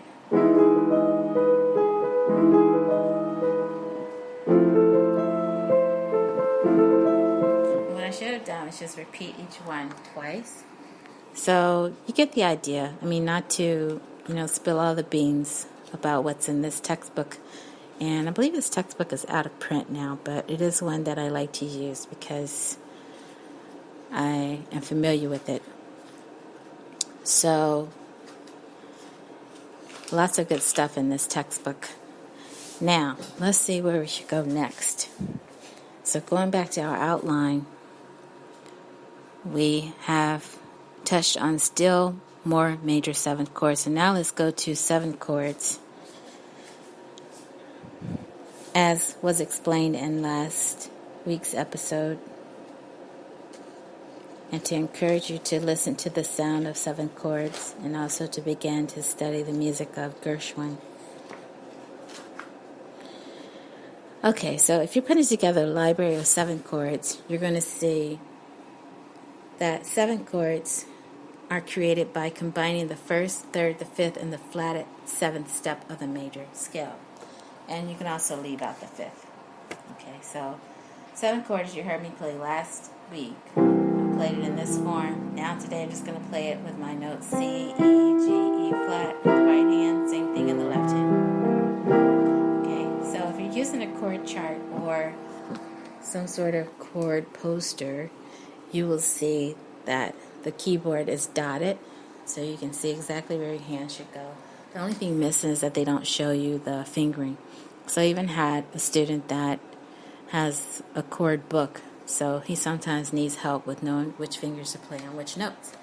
So, C7 chord here, then go to a G7 chord, F7 chord, E flat 7 chord, D7 chord, A7 chord, E flat 7 chord, A flat 7 chord, E7 chord, B7 chord, D flat 7 chord, and then G flat 7 chord.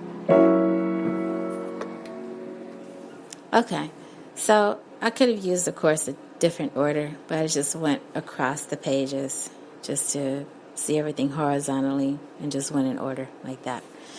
So you would follow the same idea, which is to play hands together the first time, and then the second time, play hands alone, play one hand, say the letter names, play the other hand, say the letter names. That's the step I'm adding in. Then play hands together, higher or lower than written, and then close your eyes and play hands together. So because I did go over seven chords last time, I'm not going to spend a whole lot of time, but I just want to revisit that you can put together a nice drill for yourself so that you're touching on multiple chords. Okay, now more minor seventh chords. Let's go to that page. So, wait, no, we just did seven chords. Now let's go more seventh chords. And then we'll go into minor seventh chords. I think we did talk about minor seventh chords last time.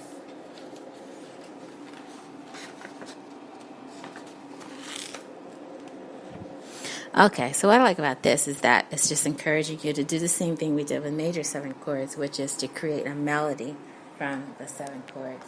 So you can do that by starting to arpeggiate.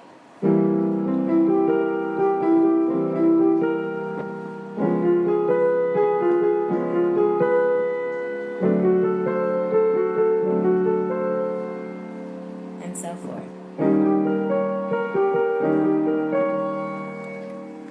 Okay, so I think I was starting to encourage you to do a little bit of that. So it just improves your skill in playing and just getting the sound of seven chords. So I think I shared with you that my music teacher used to like to stand up playing a grand piano, play all these chords and say, "You hear that? That's a seventh chord." And we all be looking at each other like, "Really? It is?" But the application wasn't there. So I'm doing a little bit of that now, where I'm just saying, hear the sound of seven chords, but to put it into context, I would say start to look through sheet music where you can see how the seven chords are used. It's best if you can choose music that you're familiar with so you can understand how the chords are lining up with the lyrics. So on a certain word, a certain chord falls on that word, and that helps you also to identify the sound. But this exercise is just to show you how to play seven chords and to teach you how to break up those chords, to start creating melody. If you want to, go ahead and swing with it, create a jazz feel for yourself, repeat the exercises because it's just showing you how to practice these chords, how to warm up, how to repeat the exercises, and to just get through it all.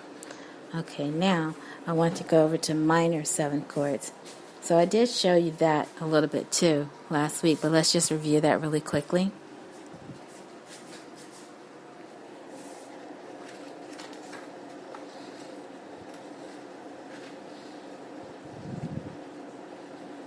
I could spend all day just talking about 7 chords.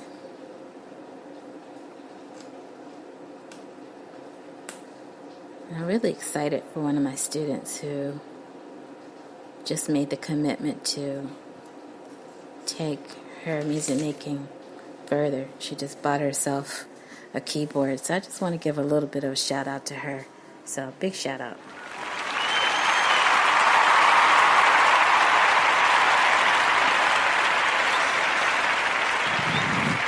It's light applause, but I'm very proud that she's taken that next step.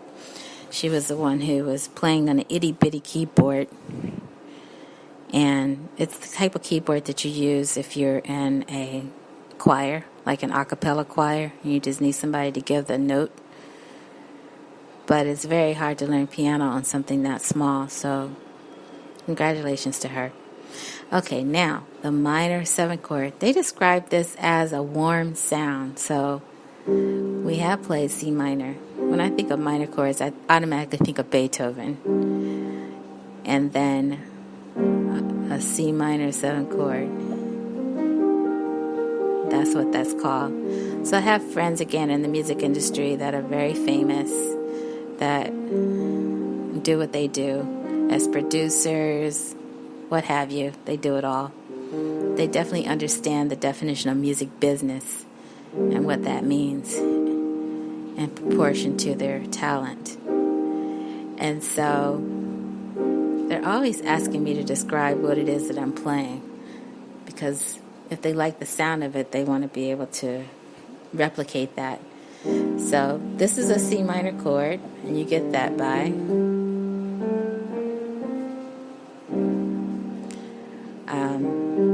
playing a lower third, and then you get the C minor 7 chord sound by using the scale and playing the lowered 7th step of the scale.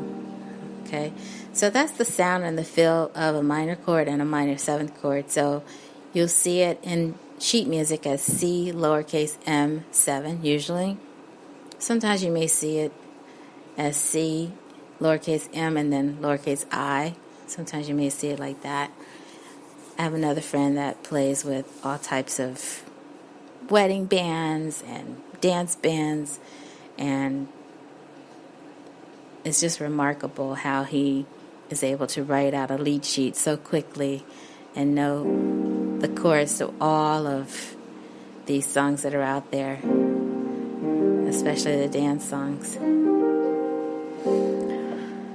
Okay, so the minor 7th chord creates they describe it as wonderfully warm and contrasting sound. So the minor 7th chord is an important part of many standard progressions used in jazz, blues, rock, and pop music.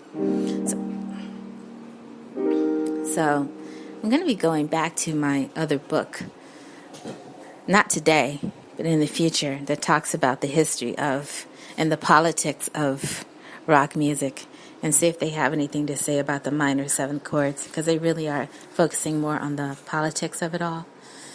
So, but before I do that, I do need to take another sip of water.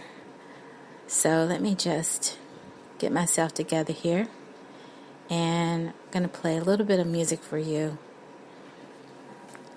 As I step away for a moment, take a sip of water, get myself together, and then I'll come back to continue my thoughts on minor chords, minor 7th chords, and then as we lead into our main discussion of today, 9th chords.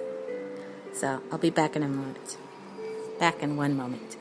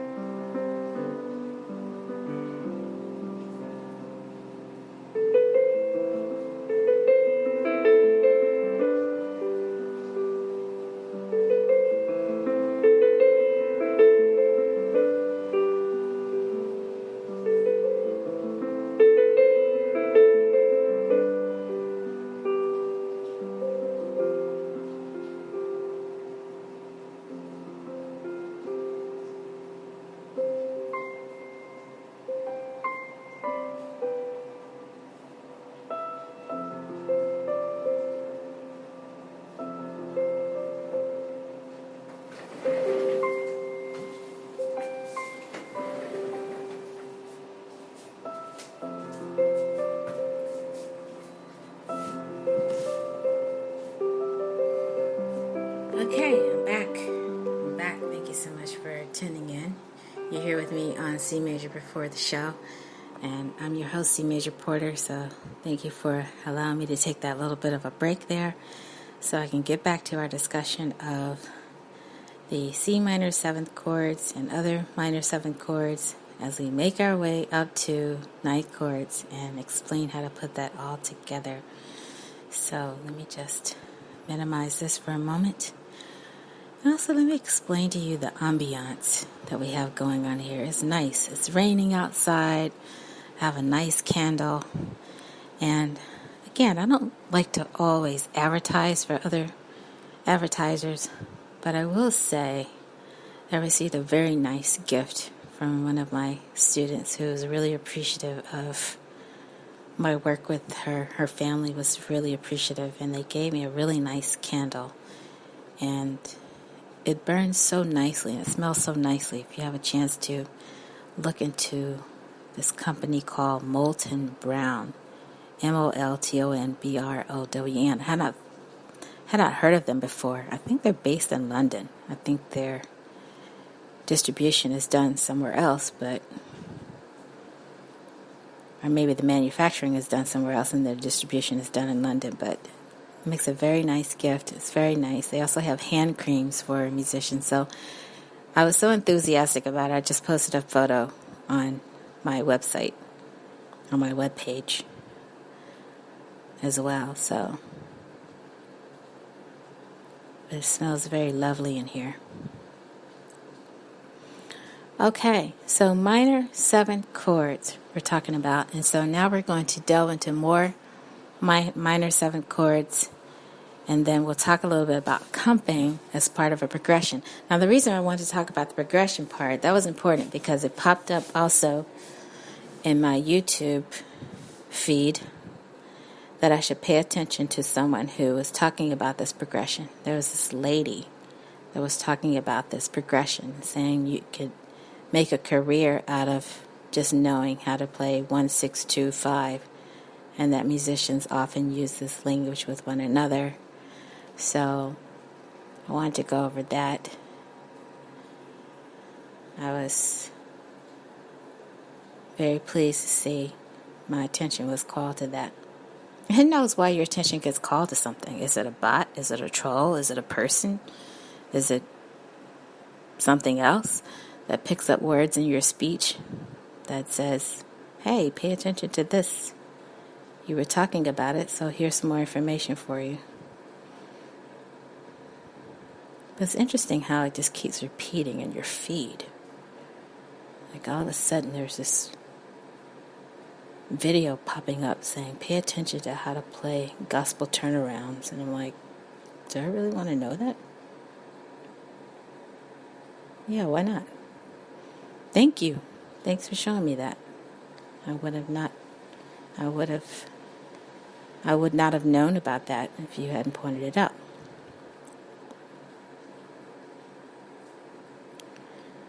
Okay, so what I'm trying to do now is pull up my outline and then make sure my piano is at the right volume level so I can demonstrate this. So we talked about the warms down, the minor seventh chords, and then we're moving on to another page.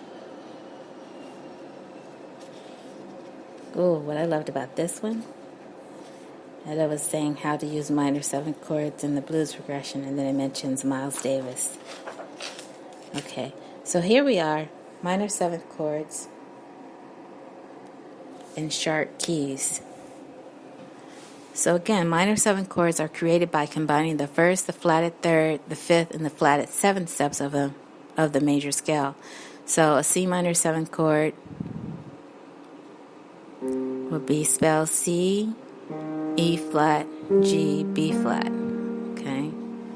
So let me just demonstrate a little bit of this. I'm not going to play the entire progression or the entire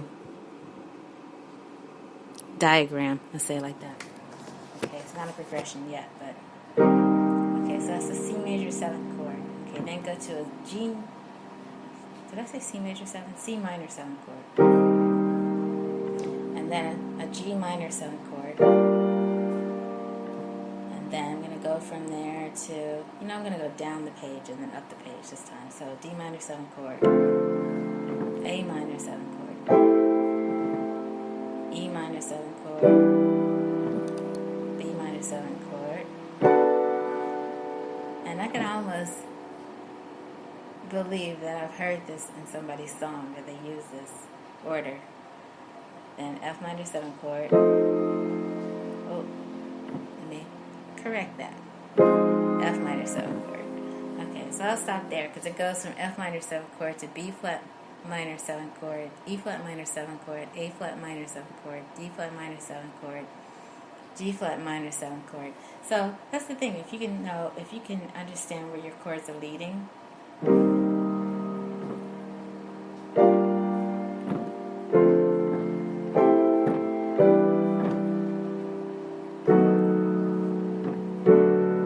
we go. Okay, so just be careful of B, D, F sharp, A. That's what I need to. But I like going up, so let's try it again. I'm falling in love with this.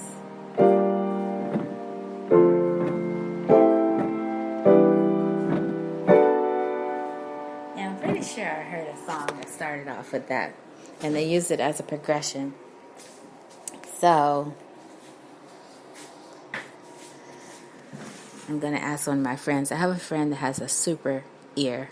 Like, his ear is so magnificent. If I say, hey, you remember a song that starts like this? And then I'll play it, and he go, yeah, that was in so-and-so. Like, he knows it. Like, he's just a walking library of songs. So minor 7 chords, we talked about that. We talked about more minor 7 chords, and then we're finishing off with the minor 7 chord library, basically. So now we're going to talk about comping. So let me go over to that page. I hope you're enjoying today's show. This is the longest we've been able to go. So I'm very proud of that we are able to fill out the third hour as completely as possible.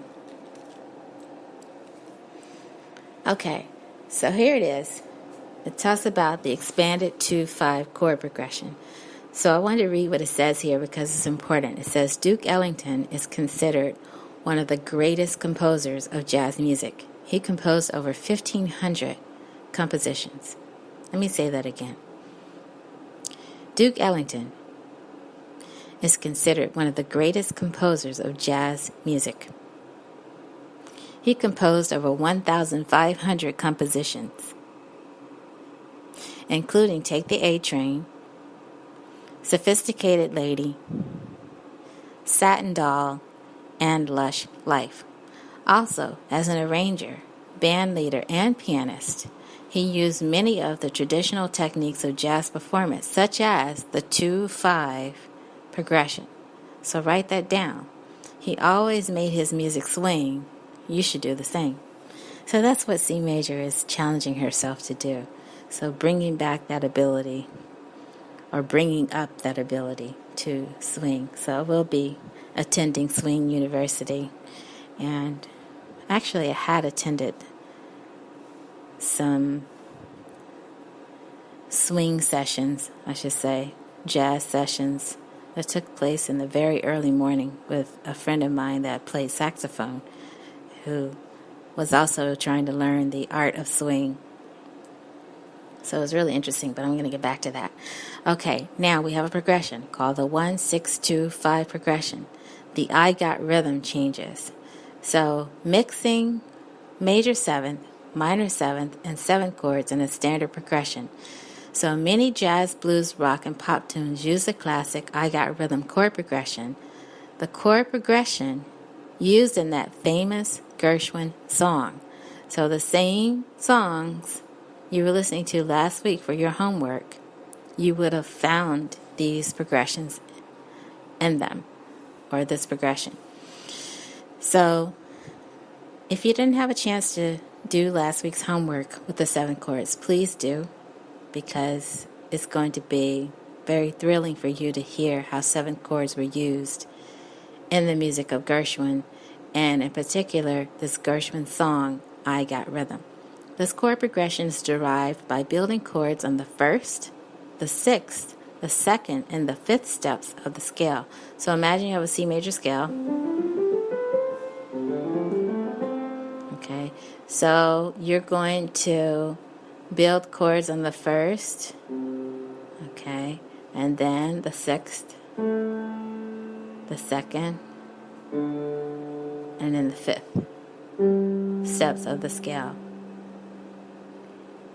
And it appears to be in that order. So, for instance, you would go C major 7 chord, okay, and then you would go to A minor 7, and then you would go to a D minor 7 chord, and then to a G7 chord. And you can decide if you want to go up or down or not. Okay, so I'm going to play hands together so you can hear, but that's the very famous 1-6-2-5 progression. So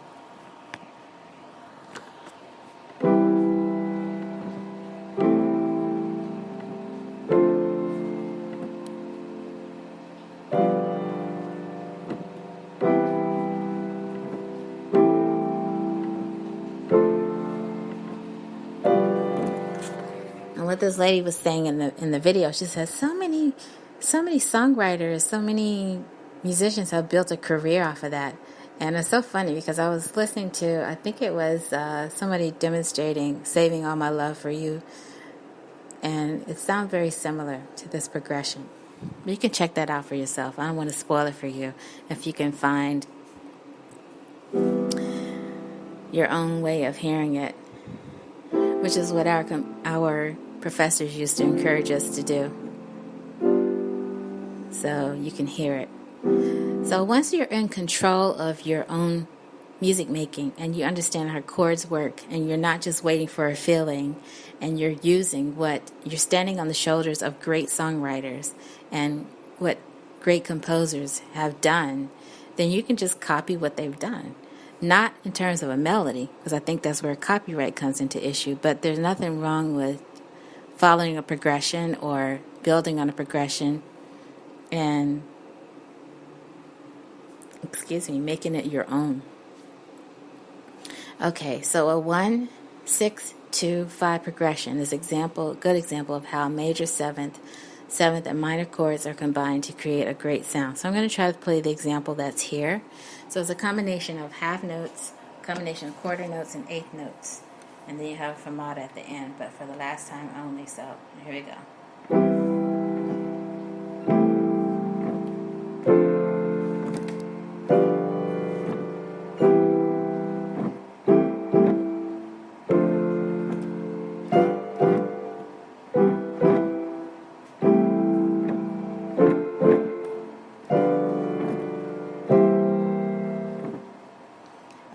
Pretend it was the last time we were playing it, so now we're just going to end with this.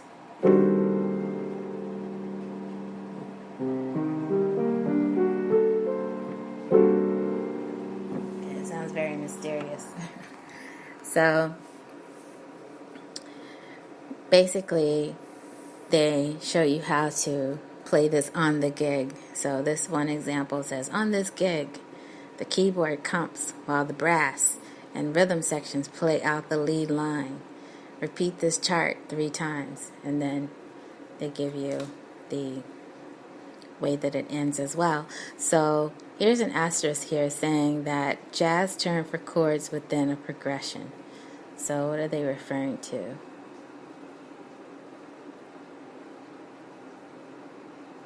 Changes. Okay, so that's another word to put into your library. I've been saying it all along. Sequence, changes. Changes, the word changes. There's a song called Changes. We're not talking about that song yet, but there's a term called changes, and that term is a jazz term for chords within a progression or within a sequence. Okay, so feel free to use that term. So when you go to a gig, say, hey, what are the changes? Then everybody will know what you're talking about. Okay. So hopefully you've been able to put some of these chords to use, and you can start to see how to put these chords to use. Now we're going to talk about diminished 7 chords, the chord chart C only, because I could go through other chord charts and then finally get back to ninth chords, which is how we started at the top of the hour. I really want you to hear the difference between ninth chords and seventh chords. Okay, so now let's go over to that page.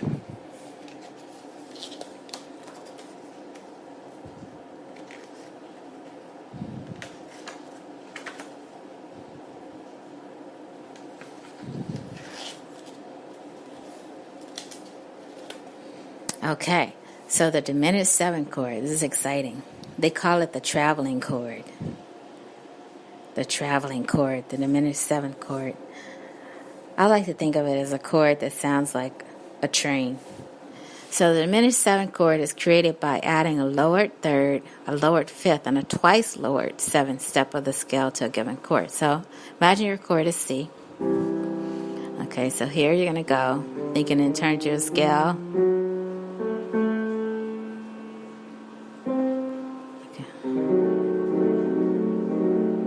And if you play the C on the top, doesn't it sound like the drama in one of those movies? There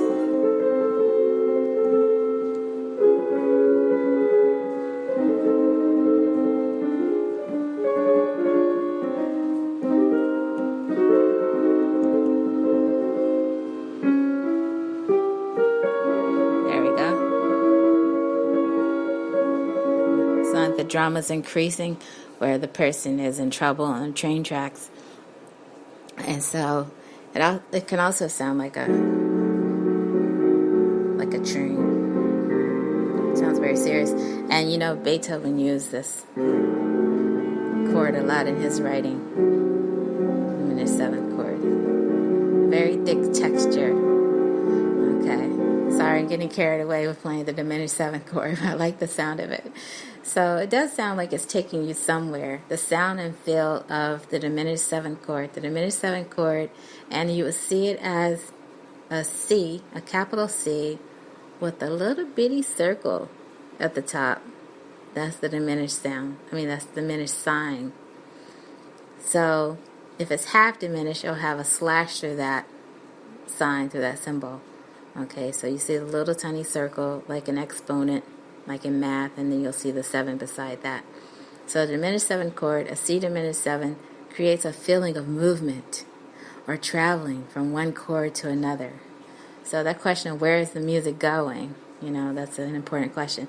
So something like this, like if you see it on the page, it looks really, really scary for my students who don't like to see flats, and they get really scared and think they're not going to be able to read it.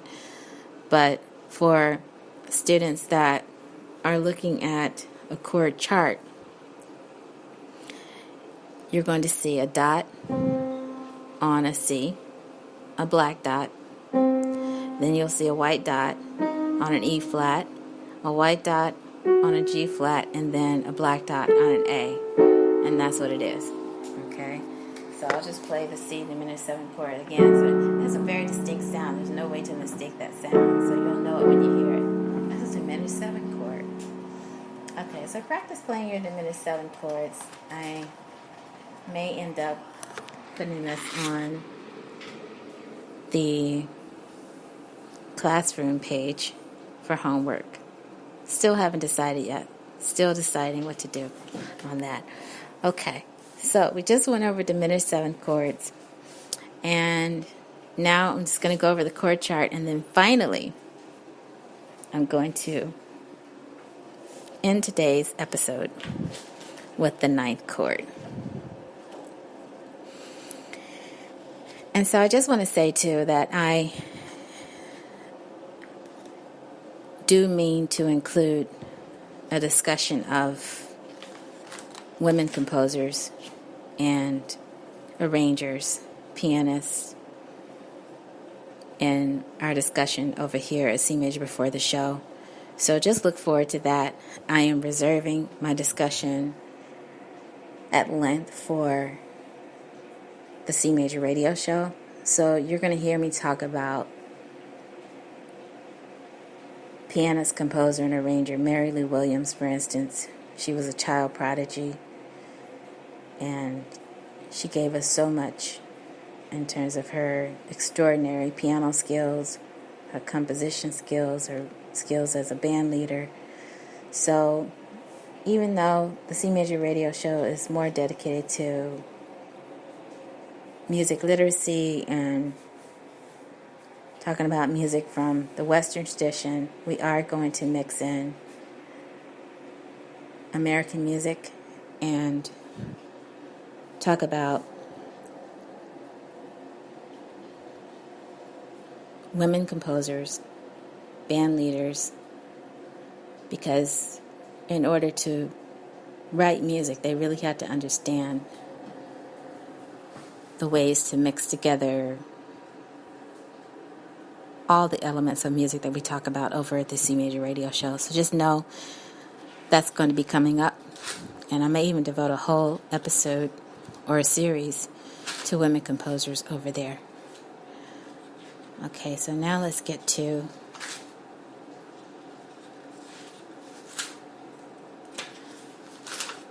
our chord chart. So here in this chord chart, I can see the chord symbols that are used that help keyboard players add harmony to the melody and fake the left-hand accompaniments. So that's why you have all those fake books. So the fake books give you real chord symbols to use, and you should know what they mean and how to use them. But let's say if you put it all together and show the basic chords and also understood how to apply them, then you can create a page for yourself. So it would be your go-to page or pages or a poster for yourself in some cases. So here we are. I'm just going to go over C. So I have C, C major 7, C7, C minor 7, and then I'm going to go over C minor 7 with a flat 5, and then go over with C minor 7 with a flat 5. Okay, let me go over it again. So C, C major 7, C7, C minor 7, C minor 7 with a flat 5, and then C diminished 7. So that's a fully diminished 7 chord. So you can do this for every chord that you care to do it for. So you can do it for a C chord. You can do it for a C sharp chord. You can do it for a D chord. You can do it for an E flat, an E, an F, a G flat, a G. You can do it for an A flat chord, an A B flat, a B chord. So I'll leave that up to you. I'm not going to post that as a homework assignment, but I do have it available as a resource if you like. So that's pretty much the keyboard course that I wanted to share with you. I did not present it as a textbook, something that you could purchase, because I just used it from my own library of what I have, but there are so many other ways to learn what to play on the piano. So I would say look for sources that allow you as a keyboard player at any level to understand how to approach the acoustic piano, approach your electronic keyboard, your electric keyboard. Look for a source that includes basic blues, jazz scales, chords, progressions, riffs as a recreational player. And then if you are tending to go the professional route, just know you can use it for that too.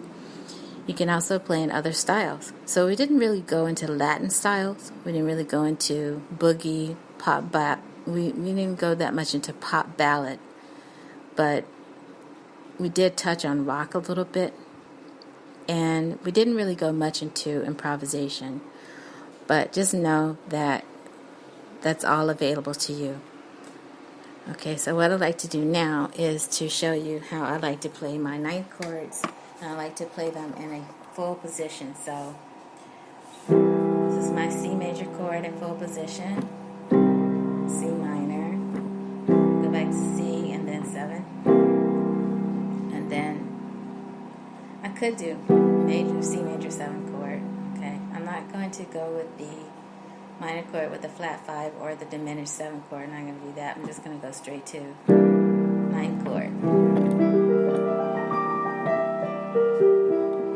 Okay, so how would I use a 9 chord? I was kind of going to save this for the last episode 12 of the Keyboard Situation series. But I'll go ahead and just give you a sneak preview now of how I'm going to put this into a song. So I'm going to use it. Okay, that's how I'm going to use it. Okay, you're like, what is that? Okay, so that's giving you an idea of how. So I just used the 9 chord. I just used the D9 chord. Okay.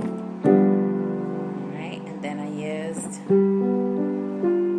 a G7 chord, and then went back to a C chord. Okay, so I'll let you marinate on that a little bit, and you're probably wondering, how am I going to use this in a song, and which song am I going to use it in? So I haven't even decided if I'm going to play the whole song on that episode, but I'm thinking I might. So just listen for that, because if I do, you'll know the song immediately. But I'm thinking about using a public domain song where I substitute a 9th chord and then throw that in at the end so that you can hear how that chord is used.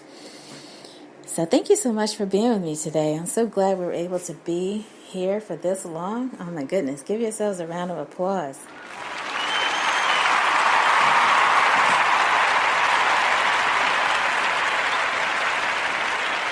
You stuck with us, and thank you so much for being here. This is the longest episode ever in the history of the C major before the show.